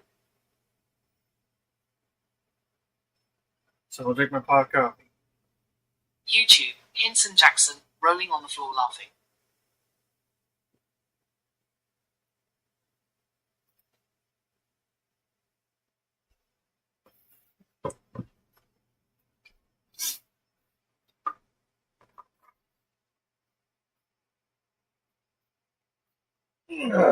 Alright, let's roll this shit. Just tell the people about it, and then we'll talk about what's going on. Yes, sir. So my novel's going out on Tuesday, the 25th. So that's this coming Tuesday. You can pre-order it now wherever you get your books. It's called Garbage Town, and we have Still don't like you, buddy. one in Manhattan. I'm doing a conversation on Not in March reality, 27th. don't like you. Max Rose, the Lower East Side. March 30th, Staten Island, and March 31st with you in St. Louis. It looks like they're going to be hitting capacity really soon, based on what we can see. So get your ticket now, so you don't get pushed to overflow. Okay, I guess you didn't have to, huh? We're getting pretty fast capacity in Manhattan as well. So order those tickets, pre-order the book. And Loki's chilling laying down. to see you in Missouri. Jason, we haven't done a public event since the heart of the pandemic. Yeah. Congrats on all the, we'll talk politics, but congrats on all the awesome reviews. Congrats on selling out all these appearances. He's been a good boy. Okay. What's going on? Well, people are not happy with Chuck Schumer. Let's start with by allowing the man himself to state his case. This is him on the Chris Hayes show. What I'm saying is that all of those things you enumerated, which all sound like good politics to me, are the kinds of things that you'd be doing if Mitt Romney were president. That, like, there's this weird asymmetry right now, which is that they are acting in this totally new way. Yes. In which they are ambitiously trying to seize all power and create a presidential dictatorship in the United States of America. And the Democratic opposition is acting like, well, if we can get their poll rate down a few points, then what? What happens? Well, what happens is, look, first we get it way down. He's going to have much less. This worked in 2017. You say now it's a different government. It's different though. Oh, it is different. My God. But healthcare, we beat them. Taxes, we beat them. And guess what we did? Guess what we did, Chris? We took back the House and won in the Senate, and then we were allowed to do all those good things. This is not the only tactic. We have to stand.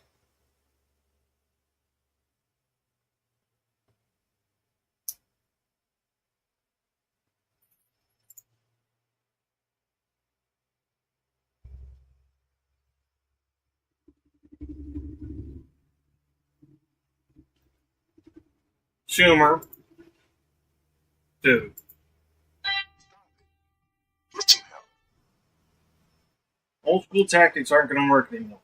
Strong in certain instances and not give the votes at all. But there are instances with this, the two work together. Okay.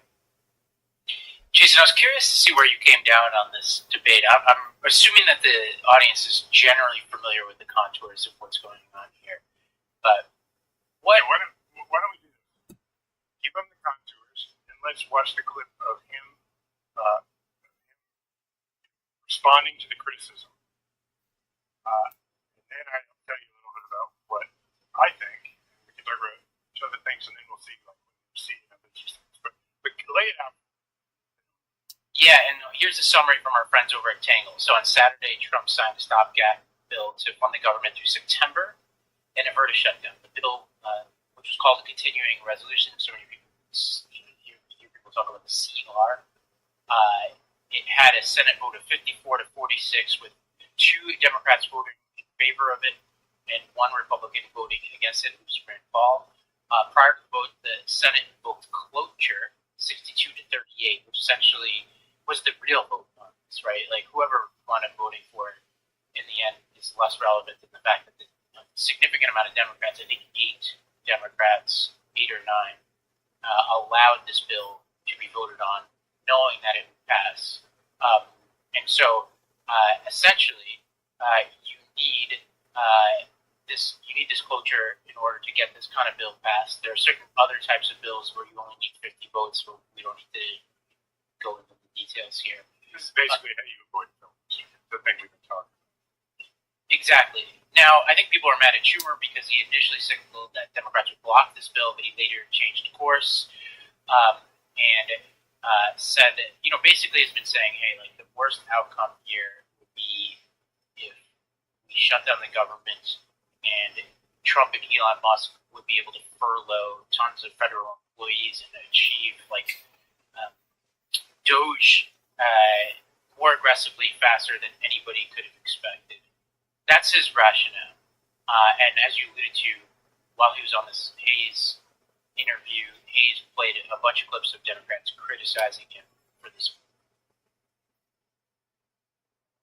Look, Chuck and I disagree as it relates to the approach and outcome. I think there is a deep sense of outrage and betrayal. And this is not just about progressive Democrats. This is across the board, the entire party. I still support Senator Schumer as leader, but I think the only way that we are going to be effective as a caucus is if we change our tactics. I would have liked to see when Chuck Schumer had leverage to say we need A, B, C, D for the Democratic Party and force the Republicans to meet him halfway on those issues. I myself don't give away anything for nothing. And They said, okay, he said leverage, I think it was the And government. Nancy Pelosi said, I myself don't give away anything for nothing. I think that's what The only leverage we had. They YouTube, weren't going to negotiate Oracle, with us. gonna be So back there in were a 2 bit. choices. My All- energy and mood It kind would of be low nice at if the we had a moment. third I choice. wanted We to tried say to hi get to that 2 third of my choice favourite with the people. 30-day Okay, no extension problem. that Patty Murray tried to get some more moderate. Stay stranger, Republicans What's though. all on the this about France appropriations wanting the table. Statue of Liberty back? So we were faced.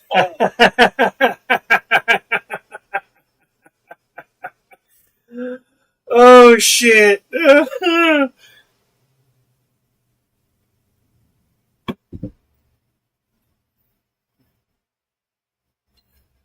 Okay.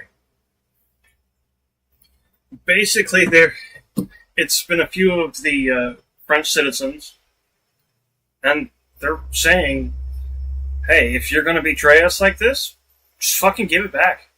It was supposed to be a symbol of our friendship and allyhood, but you're telling us to fuck off. Why don't you just fucking give it back then? That's what that is. And, you know, YouTube. Oracle fades into the shadows asterisk.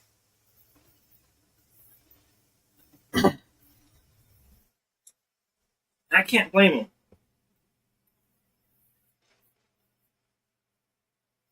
But the statement's trying to make a point, not that they exactly actually want it back.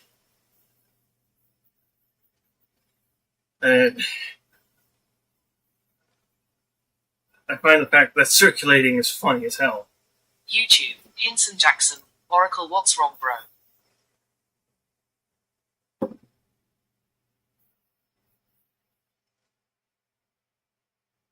Hit him up on Discord, you might be able to get a better chance to talk to him.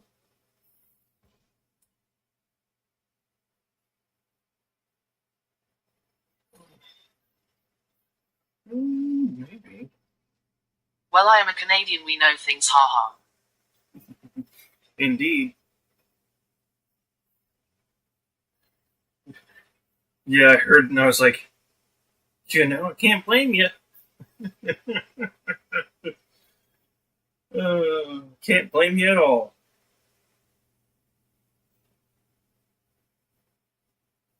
Now, whether or not many Americans will actually understand the metaphor being stated, I can't say that that's as good of a likelihood. No.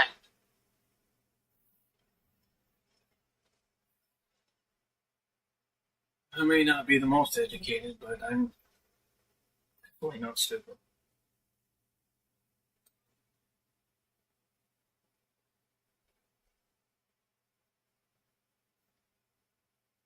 Only the What are Senate, your thoughts on not the House. JFK files? I don't have a whole lot of information on it. I know there's thought there was people have put out conspiracy theories YouTube. that there was another Hinson shooter. Jackson. I need a nap today, lol. Justin, don't let me sleep 5 hours again. All right, I'll give it the shot. Let me know when you actually decide to go to sleep. I'll wake you up at 3 in 3 hours. Or less, if you want.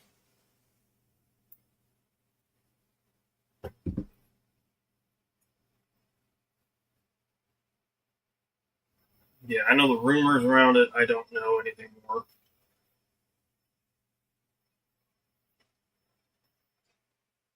Rumors and some freaking textbooks I dealt with in school. So I can't say that my information on that would have any kind of accuracy. I've seen conspiracy videos about it and shit. I'm just like, I need to actually be able to see better evidence. This doesn't cut it. Not for my science brain.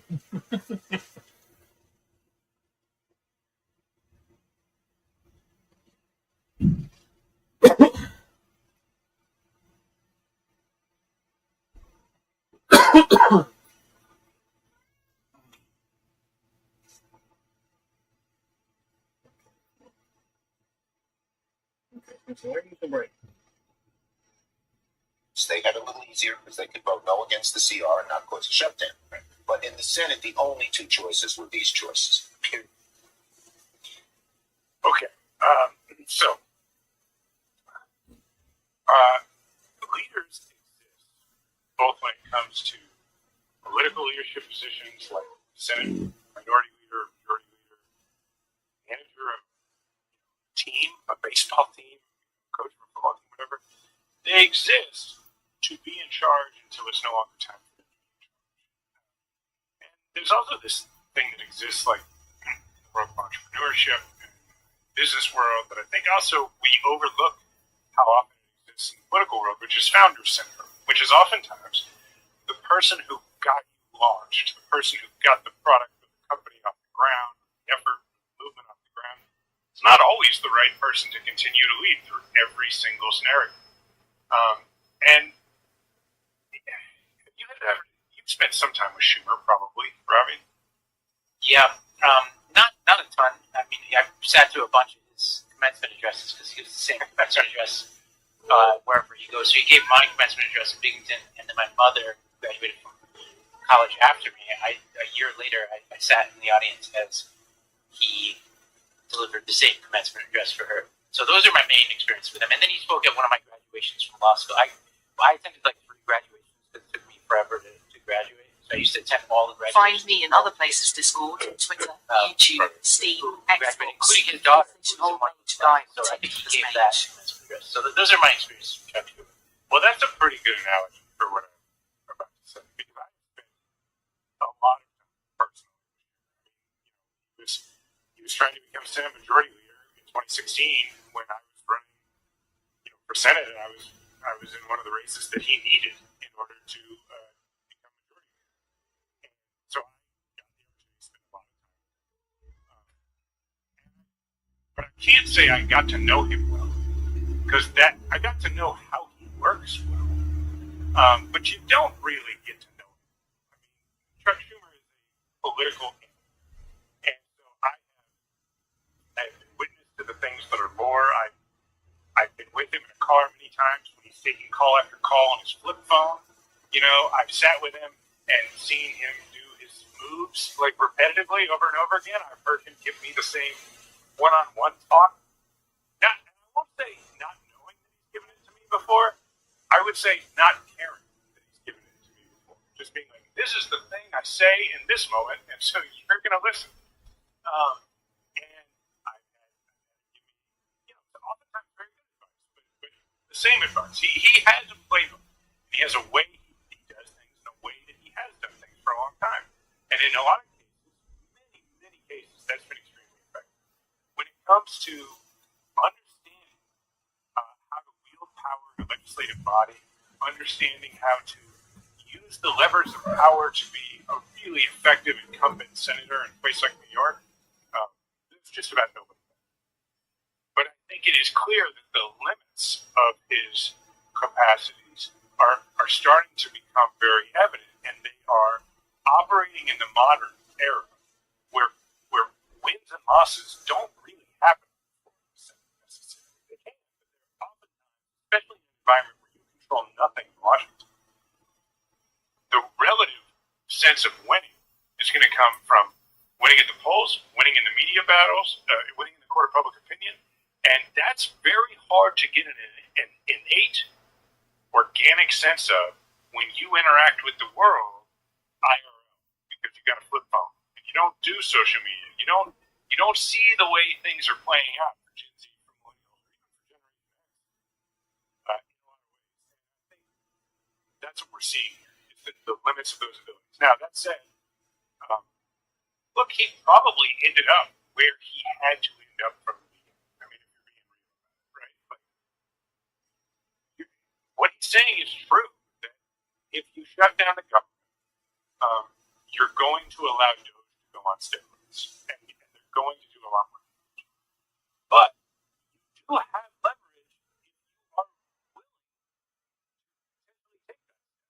You can make people believe that you are.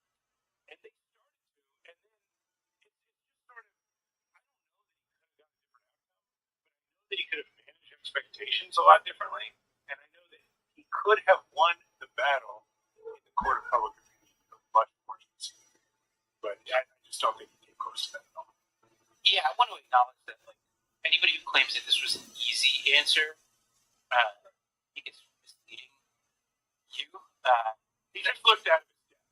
Yeah, like, even though I would not have voted for cloture, and I would not have done what you did. I don't want to pretend like this was easy, or that if you would take my path, that it would be a surefire better outcome. Like, we're talking about 2 really bad outcomes here.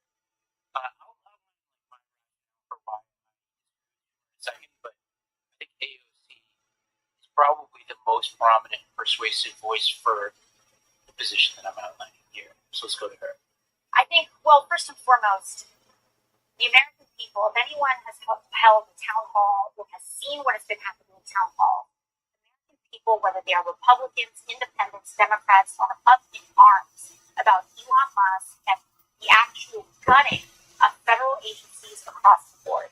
This continuing resolution codifies much of this chaos that Elon Musk is wreaking havoc on the federal government. It codifies many of those changes. It sacrifices and completely eliminates congressional authority in order to review these impulsive Trump tariffs that he's switching on and off. And on top of that, for folks who are concerned about effectiveness of government, this Republican extreme spending bill removes all of the guardrails and all of the accountability measures to ensure that money is spent in the way that Congress is directed for it to be spent. This turns the federal government into a slush fund for Donald Trump and Elon Musk. It sacrifices congressional authority, and it is deeply partisan. And so to me, it is almost unthinkable why Senate Democrats would vote to hand the few pieces of leverage that we have away for free when we've been sent here to protect Social Security, protect Medicaid, and protect Medicare. Yeah, it's perfectly said.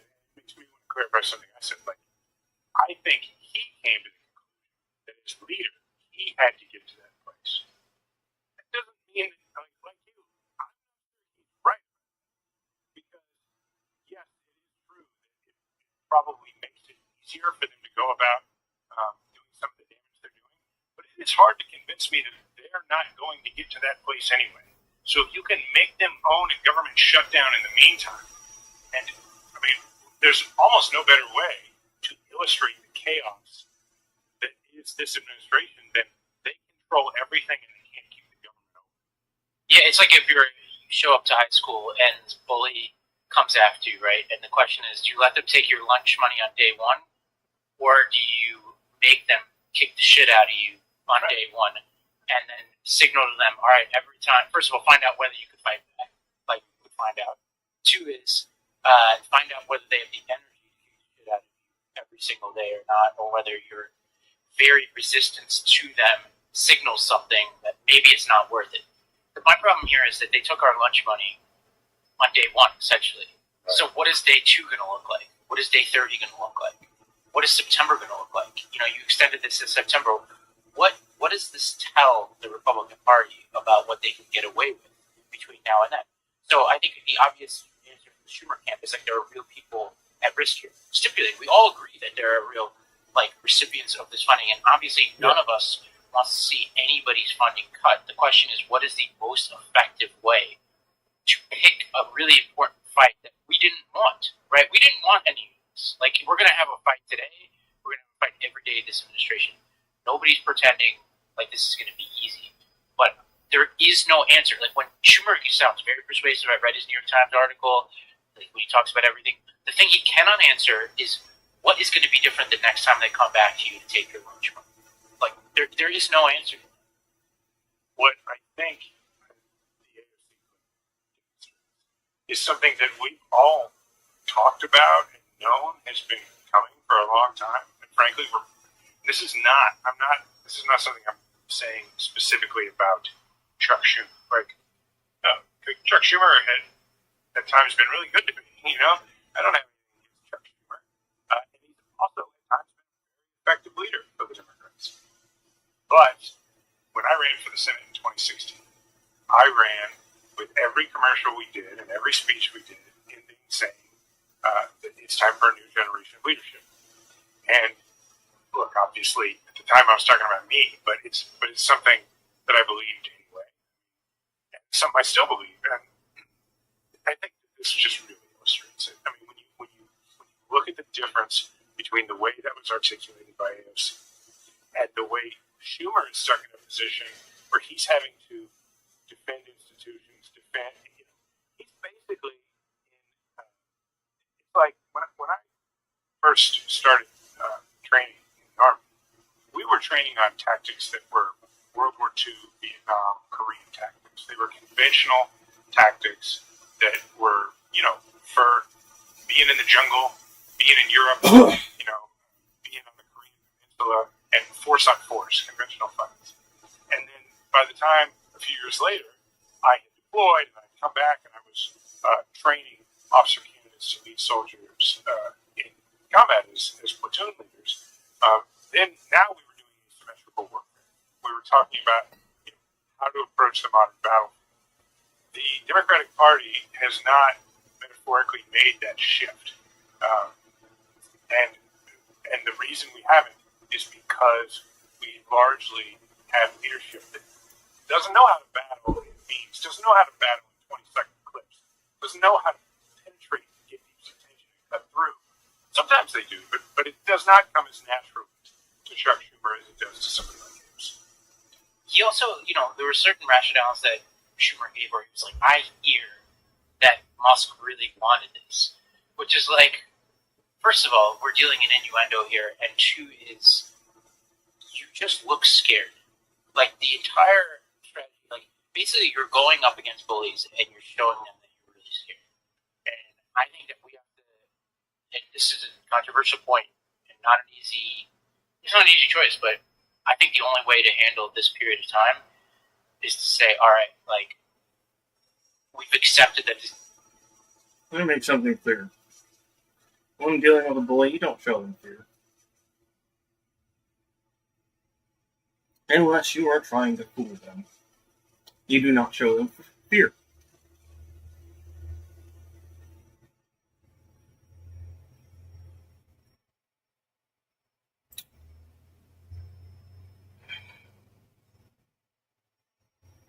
To become a bully, you have to go through quite a bit of shit.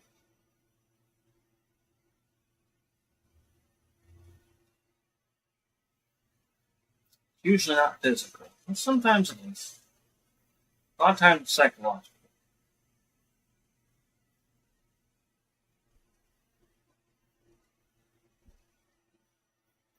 And that psychological aspect breaks somebody inside.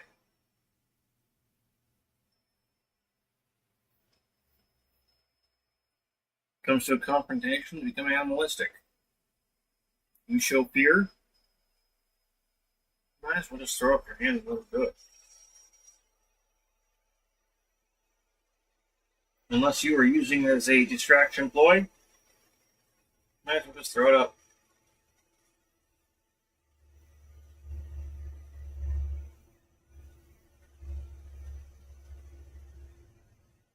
You never show a bully fear. Never.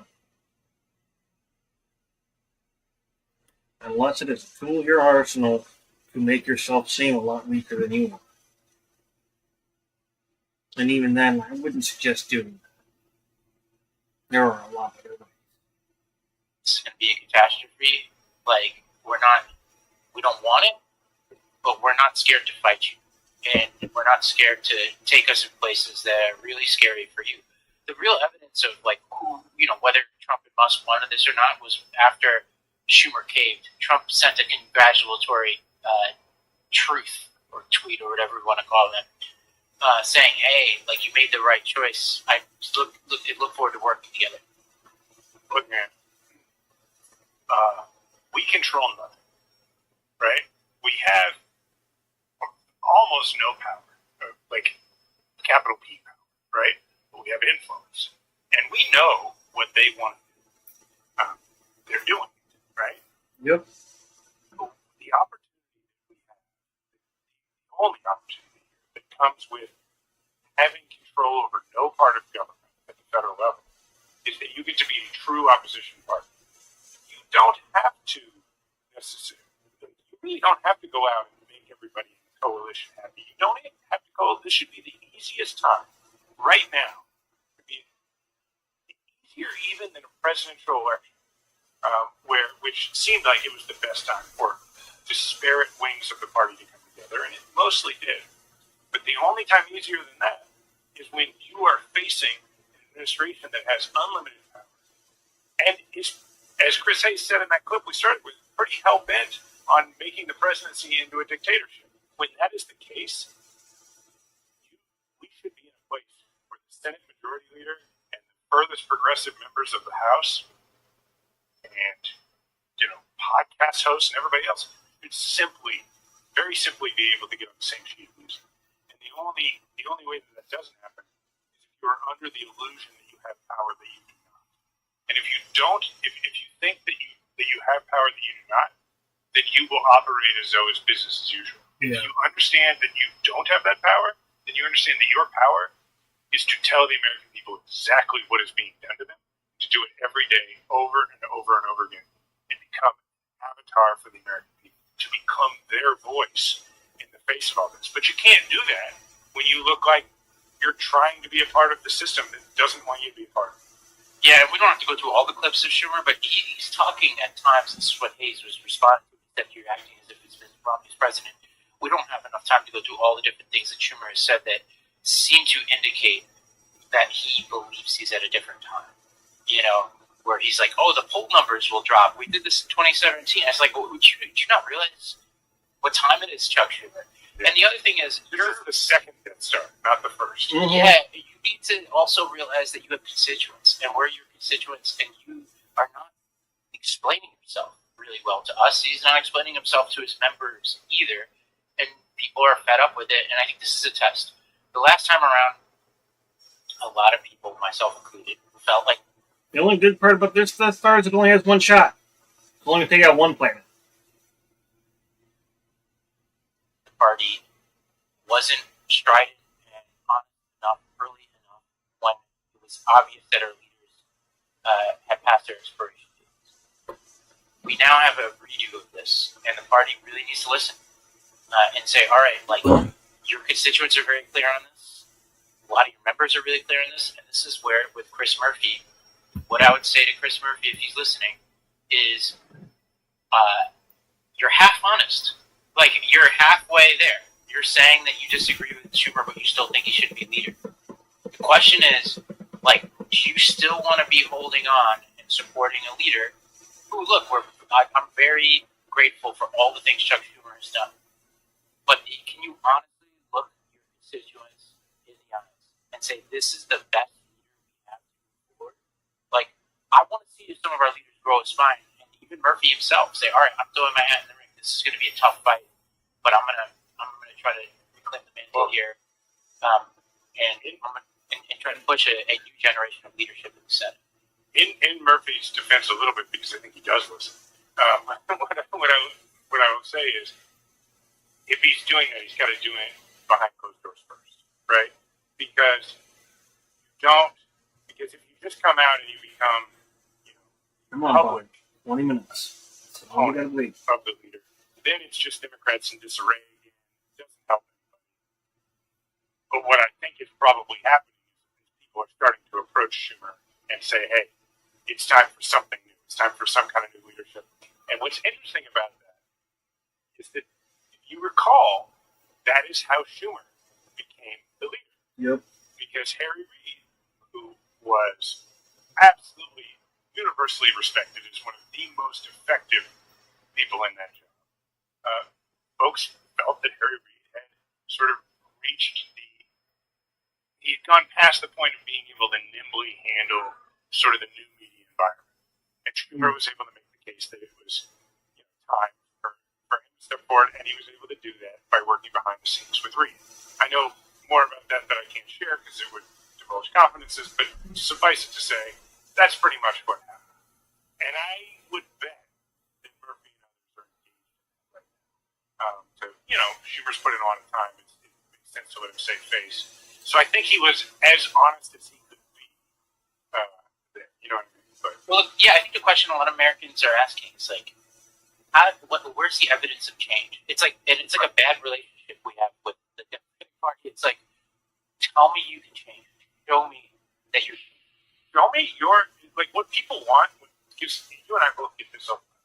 Is folks that I can tweet like about the weather, and I will give people just in all caps do something.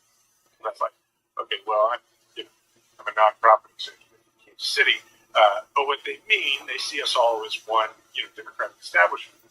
And even with that, it's like, well, we don't. Even the folks who are elected to things right now don't have that much power. But what they mean is channel my outrage, near my fear and concern, which doesn't mean panic, but it means demonstrate a level of seriousness and urgency that the moment requires. And that is, I think, ultimately why we we may very well end up with a new leader because Schumer's not. Yeah, and that person, whoever that person is, whether it's Murphy, Klobuchar, or whoever, hopefully not Dick Durbin. I love Dick Durbin, but I think everybody should realize that we need a new generation of energy. Whoever that person is going to be will immediately command a lot of attention that can be used to push back at least on the messaging side of things. Because I think one thing is clear: Schumer's not even persuading us. Never mind independents and conservatives. You know, it's not. You can picture Schumer going on Joe Rogan and holding court. Like, it's impossible to even imagine. Like, you can even go on Chris Hayes and and do an effective job. So with that, we're going to take a break. When we come back, we're going to talk about just there's too many horrible things happening this week to cover, but one of them is the combination of deportations and the Trump administration seemingly ignoring court orders, and then there is a autopsy of the 2024 election that caught our attention. We're going to debate what the data means when we get back. Oh. Maybe he pulled his head out of his butt. Life moves fast, and sometimes you just need a way to relax, recharge, That would be kind of nice.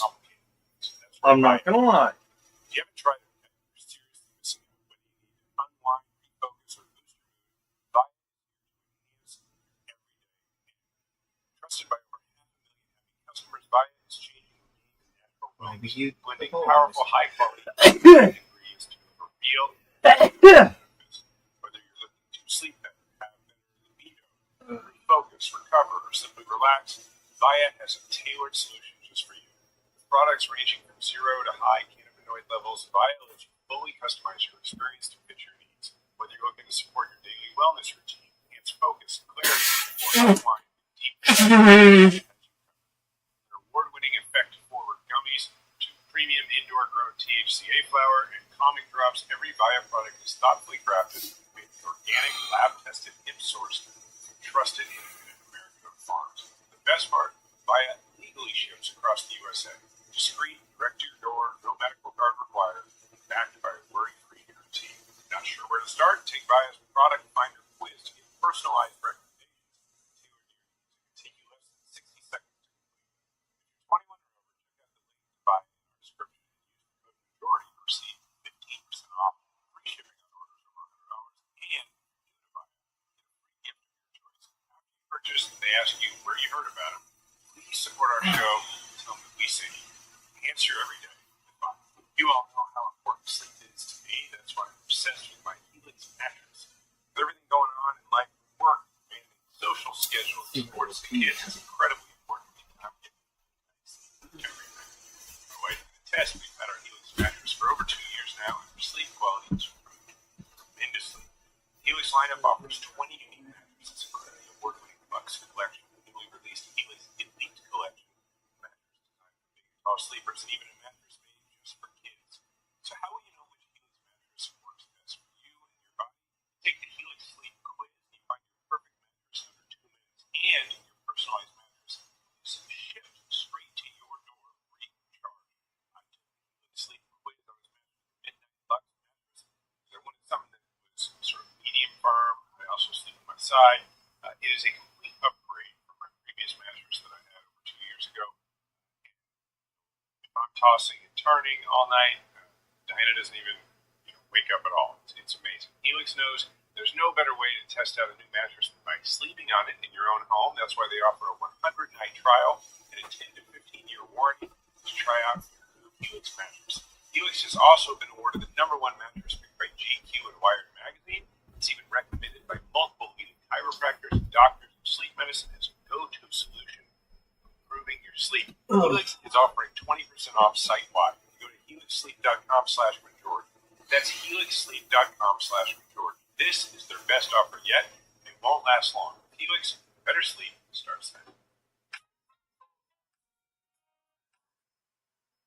All right, the events of the past week, I think, are best summarized by David Frum, the Never Trumper, tweeted, "Trump claims power to overturn Article 1 of the Constitution, Congress is authority over spending, Article 2, its predecessor's pardon power, and Article 3 by defying federal court order."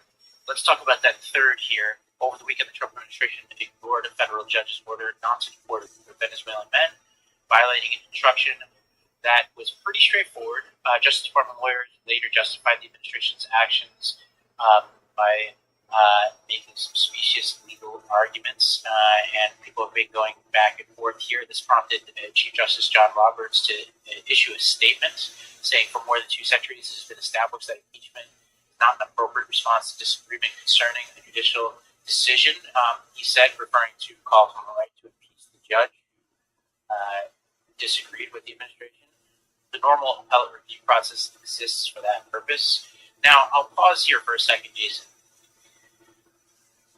He's defending the judge against calls to impeach the judge. Yes. Fine. They're ignoring the judge, too. That's the bigger problem. Yeah. They're acting as if the judge is just like any other commentator. They're saying, we're not going to ignore you. We're going to say you shouldn't even be in charge. Right. Yeah, let's go ahead and watch this clip from Tom Homan, the Borders are on Fox. It doesn't look like you get support from the Democrats on this. You're going against the judges now. What's next? Another fight. Another fight every day. The teams are going to be out there every day. Every day, the men and women of ICE are going to be in the neighborhoods of this nation arresting criminal, illegal alien, public safety threats, and national security threats. Lord, you're not going to stop it. We made a promise to the American people. The President Trump has made a promise to the American people. We're going to make this country safe again. I wake up every morning loving my job because I work for the greatest president in the history of my life. And we're going to make this country safe again. I'm proud to be a part of this administration. We're not stopping. I don't care what the judges think. I don't care what the left thinks. We're coming. How you going to say that when your bitch asses let Andrew Tate free after being convicted of child sex trafficking?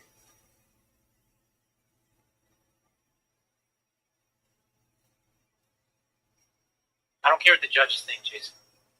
This is officially the scariest part so far for me. Let me pause there. This was the week in which I think we crossed a very important line that I think is going to go down, unfortunately, in American history as an important turning point in this country. Mm-hmm. Yeah, now we're in constitutional crisis. Because what we forget is that, as has been pointed out many times, for you also was the first thing they mentioned when you had constitutional law. The Supreme Court has no arm. They cannot enforce their rulings. It's like an honor system. The rulings are enforced because everybody mutually agrees that this is how the country works, and that this is how the country has to work for the country to continue to be what it is. And we have crossed this kind of thing before. We've had like Civil War. We've had, but this is certainly in our lifetime the furthest across the Rubicon we've ever gone to. What if the administration just says we don't care what the court says? The only saving grace, I think, the hope here is that it's not legal, but the hope is that Young lady. the administration is sort of No, saying, okay. well, we have the appellate courts in a lot of places, and we have the Supreme Court, so we're not going to take these rulings seriously until it's gone all the way, which, by the way, is completely unconstitutional. I mean, once a ruling has been put in place, you are stated you must obey by that ruling. You may appeal, you may stop and try and get a new ruling, but then they're just continuing and ignoring the ruling wall in the appellate process. Yes. And it's not just on this, it's on all sorts of things. Yeah. Yeah, here's from a law professor, Professor Huck, said, I think it's more useful to say that this is moving us into a completely different kind of constitutional order, one that's no longer characterized by laws that bind officials and that can be enforced. The law, in other words, becomes a tool to harm enemies, not to bind those who govern. That is quite a different constitutional order than the one that we've had for a long time. And here's another quote. This is from Andrew McCarthy, who's a former federal prosecutor, writing in the National Review. This is the guy who generally defends the Trump administration and sort of MAGA world, but under the cover of acceptability, politics within sort of former DOJ officials. This is what Andrew McCarthy said in the National Review. It says it should go without saying that at the Justice Department, the rule of the road is that in the absence of a true emergency, the government complies with judicial orders, even if the orders are patently lawless, until it can get them reversed, either by issuing by the issuing judge or a higher court. It's all right to complain bitterly about court orders, but they are not to be ignored, much less knowingly flouted. He said the government seems to be intentionally instigating fireworks. That seems like a terrible legal strategy, but it may be winning politics, at least for a little while. So that's even what the National Review is saying at this point. Not that anybody's going to listen. They're ignoring court orders. They're ignoring laws. I mean, like, there are, I know I have a broken record about this, but it's a good example. There are thousands of refugees waiting, whose flights were ready to come to the United States and Afghanistan and elsewhere, that aren't just like a program that exists to invite. There are laws in place, passed by Congress, signed by the president, that say you have to let those people in. Yeah. These programs are legally binding statutory programs that are funded and that exist, and that you, the executive, must execute these programs. And they're just like, no, they're pretending those laws don't exist. And now, when there are court orders saying, no, actually, you have to do it, they're like, we just won't. I genuinely don't know what happens. I think this country is in big trouble, Jason. And we're going to talk in a little bit about this autopsy, right? And one of the things that's going to come out in the autopsy data is that the electorate wasn't really moved by rule of law arguments this time around. I've been thinking about that a lot. I'm like, well, we're not, as I said before the election, we're not operatives, right? You and I are just talk about what it is, why we vote, why we supported Harris and didn't support Trump, and why we want Trump. And I can only go back and sincerely say, like, the reason why every step of the way this has been the number one motivation for me and what I've talked about on this podcast is because this seemed very obviously likely based on everything Trump did and said. And I'm sorry that isn't more persuasive to the electorate. It really bums me out. But it honestly was the worst thing about this administration because it is the gateway to everything else, right? Because when we talk, right, at a substantive level, there are a lot of different policies that this disregard for the rule of law allows. So, for instance, if you, like me, believe in a common humanity and an organized asylum process that allows people to escape persecution and to have some form of due process before we kick them out of this country, well, then their disregard of the law allows them to commit malicious harm against people seeking asylum in this country. You know, Tim Miller on the Bulwark was talking about the other day of this Venezuelan who we could only go off of what the lawyer for this person was saying. We don't obviously know because it hasn't been adjudicated because the Trump administration won't give this person due process, but they claim that they are a member of the gay community in Venezuela escaping persecution. And the lawyer is saying that they lost contact with their client who was picked up in the United States and then was eventually notified that that person is in a flight to El Salvador. Okay? El Salvador. Not where they're from. Not where they're from, and the Trump administration is providing video of these people who they're showing gang members, which I have no doubt there are actual gang members and innocent people commingled together. So they're showing these videos of these tatted up people who Lord knows who they are, being handed over to Venezuelan authorities and being dumped in prisons that look like the dystopian nightmare prisons that the Hanoi Hilton style places that you would make a movie about. And it is very obviously likely that innocent people are being mixed up in this, alongside gang members who are already incarcerated in the United States, to be clear, right? So there was no need to fast forward to steamroll due process for the safety of American people here. This was just a stunt to win over voters who the Trump administration wants to, believe that they're moving fast on the border and standing tough on crime, right? That's the messaging that they want. They're so confident in this that they're videoing their own actions and disregarding the court. Because their calculation is there's the politics of action, decisiveness, and then no matter what they do, that after many, many years, a certain level of gridlock, partisan back and forth in Washington, that being effective will be popular. They might be right, but what that means is that we have to be one sheet of music, and we can't just be whining and complaining and saying this is not fair. We can't sound like we're complaining breaking the law. Every single day, he's breaking the law. That he is flouting the founders, that he is doing everything that the founders said should not be done. Warned us about, right? Yeah. And there's a way to do this that doesn't sound alarmist, but just sounds realistic. And to just go one by one and say, these are the things that the Congress or the courts have told the president he does not have the power to do, and he is doing anyway.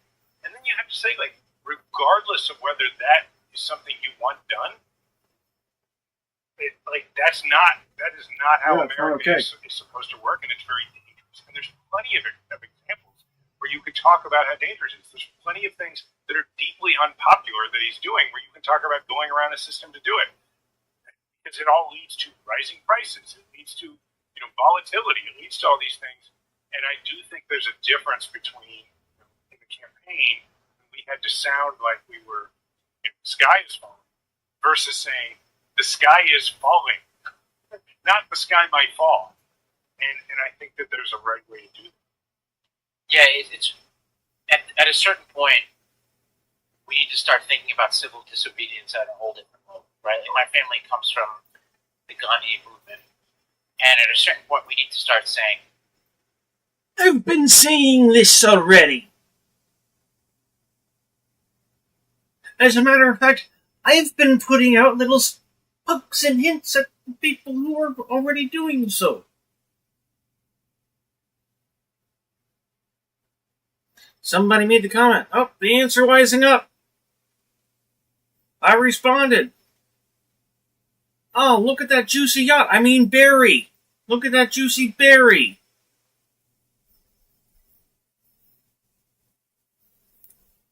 There's a way to fucking combat these people that the everyday person can do, especially if you do it together.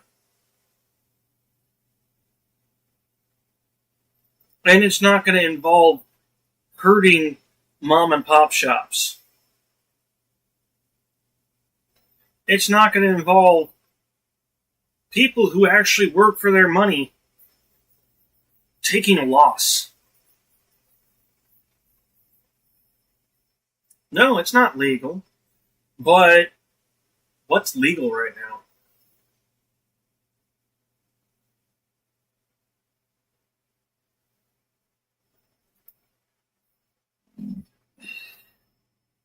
All I gotta say is, if you do it, don't do it alone. Make sure you keep your identity concealed. And get it on video.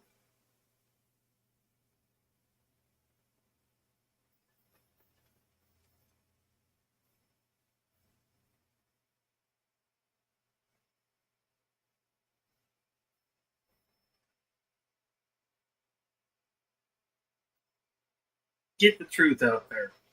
Make these motherfuckers wish they hadn't done this. And I don't mean the other average American citizens or blue-collar citizens that voted for him. I mean the fucking oligarchs. I mean the rich motherfuckers that are tearing our shit apart.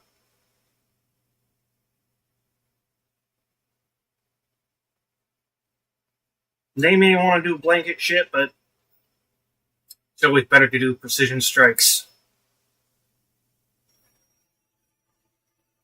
You blanket if you don't know where the enemy is.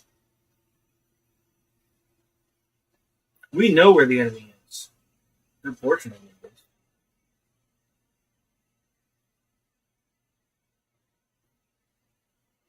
Time to stop playing nice. Time to stop being civil.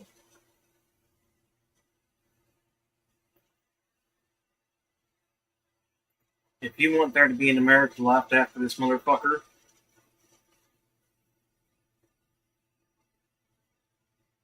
well,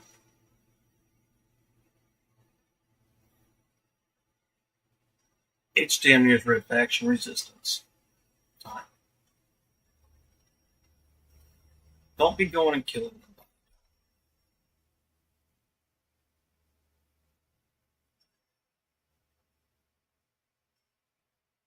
But there are plenty of spots, plenty of things that can hurt these people. And hurt them very easily.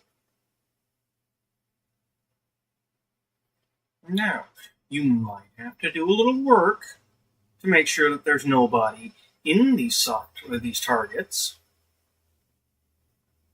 But make sure you do that work.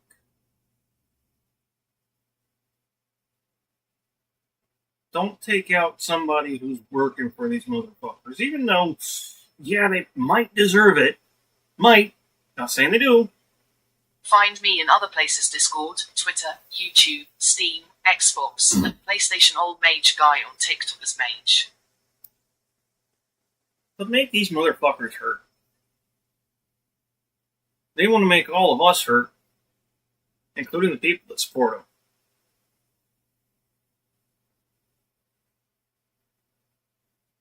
Don't let them get away with it. If I had the ability and whatnot, I would happily sit out the fans for you.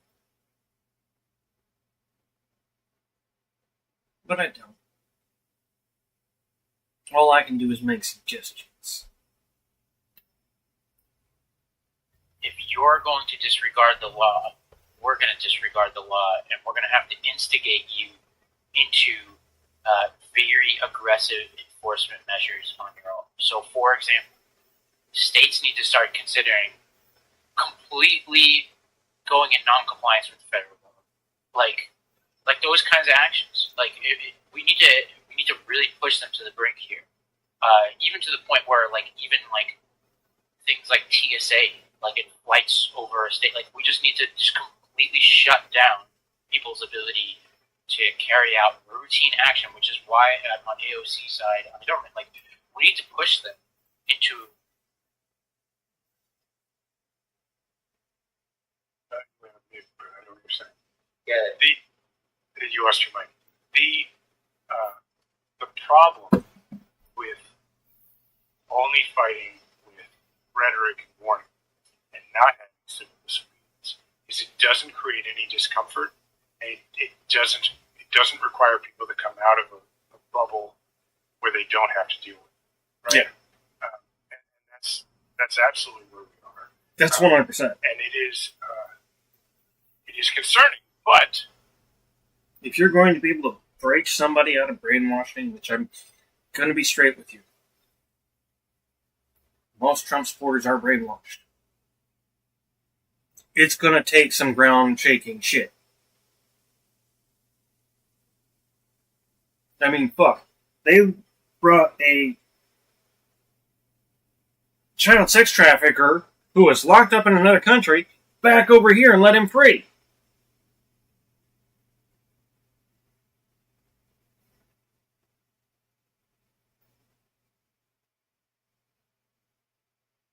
It's time to make some earthquakes, people.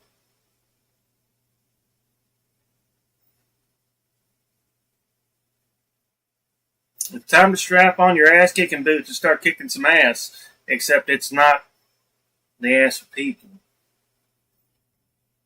but the ass of products. Like some have been saying, how many Teslas do we need to throw into the harbor?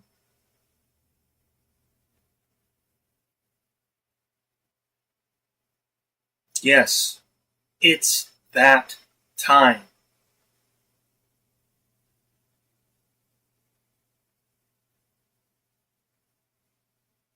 You all need to get together locally and see what you can do as a team.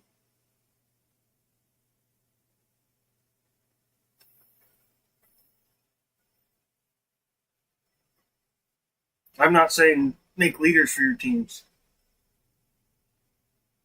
So no, you're a team together. You need leaders that's different. But now's the time. Anyone who's ever wanted to get back at a rich motherfucker, now is the time.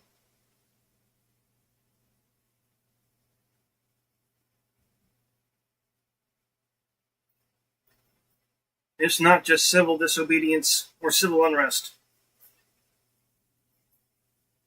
We are on the verge of, well, civil war.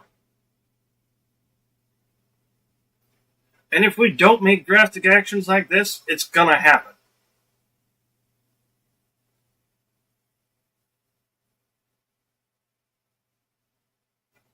tie on your boots, grab your tools, make them feel our pain.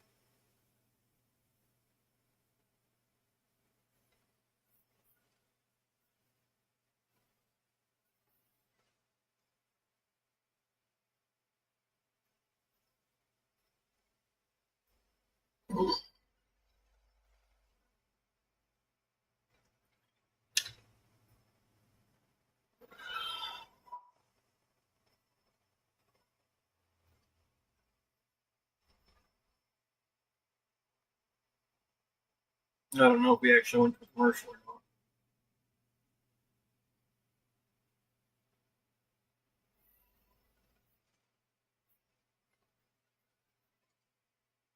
Some of you might say, I'm just a blue collar worker, what can I do? Well, believe it or not, more than you might think.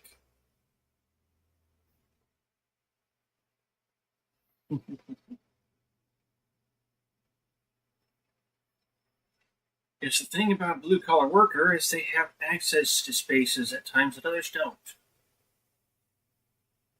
So you have a little bit of knowledge of electricity.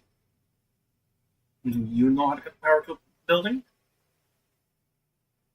Do you know how to jam a building's internet signal? Do you have any small tools that might disrupt the business of somebody of that caliber? Guess what?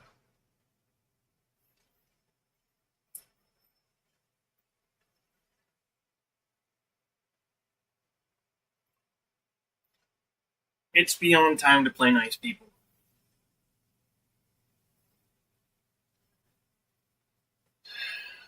It is far beyond the time to play nice.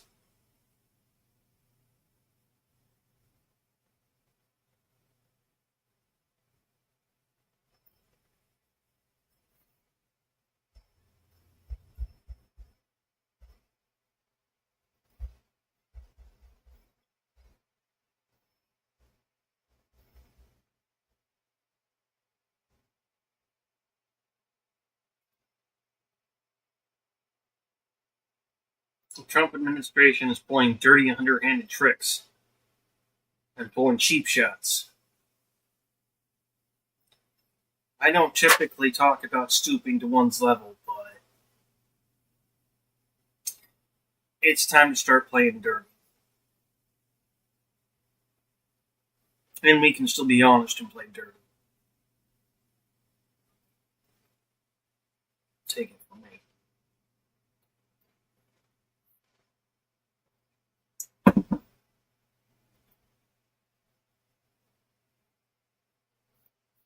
Once again, know that the Twitch community is bad.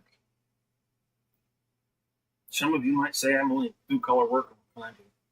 Well, what information do you know? Do you know how to jam a Wi-Fi signal? Do you know how to cut power to a place? Do you know how to disrupt a business without being seen?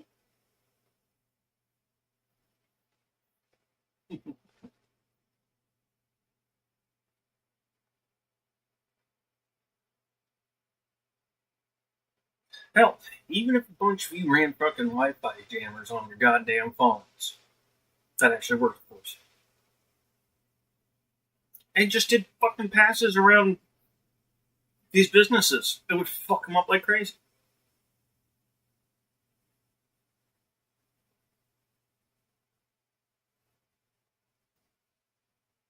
There's all kinds of shit that the average person can do or get access to. Do not think that you are powerless for a moment, especially against something like a business. Which is how you would hurt a rich person. Their material possessions and their businesses.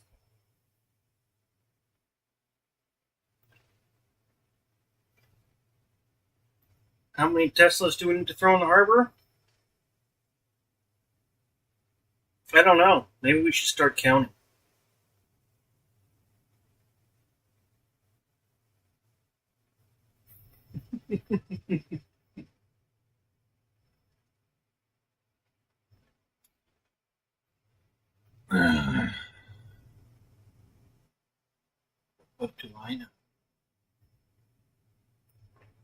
concerned. The good news is we still have elections, and there is no indication whatsoever because it is also decentralized and controlled in the state. Okay. You just made it clear that you're not fucking shit. 3 hours ago. What time is it? 2:16, so still within our. A big loss for the Trump administration this morning. A judge has denied Trump's attempt to dismiss a legal challenge from Mahmoud Khalil, the recent Colombian graduate and Palestine activist who was detained by ICE earlier this month. The judge also ordered that Khalil's case be moved from Louisiana to New Jersey. As a reminder, Khalil was a permanent U.S. resident with a green card while leading Columbia's university's pro-Palestinian protests last spring. After being arrested by immigration authorities, Khalil was first transferred to New Jersey and then to Louisiana, where he is currently detained. We're going to be following this story and more, so make sure you're following our account and the Midas Touch podcast on Apple and Spotify. Big love. Okay. And that's what we have a lot of today.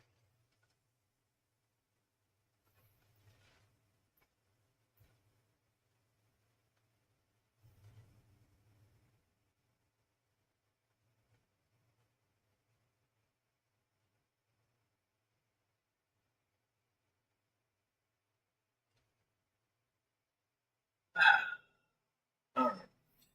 I'm going to go, because like I said earlier,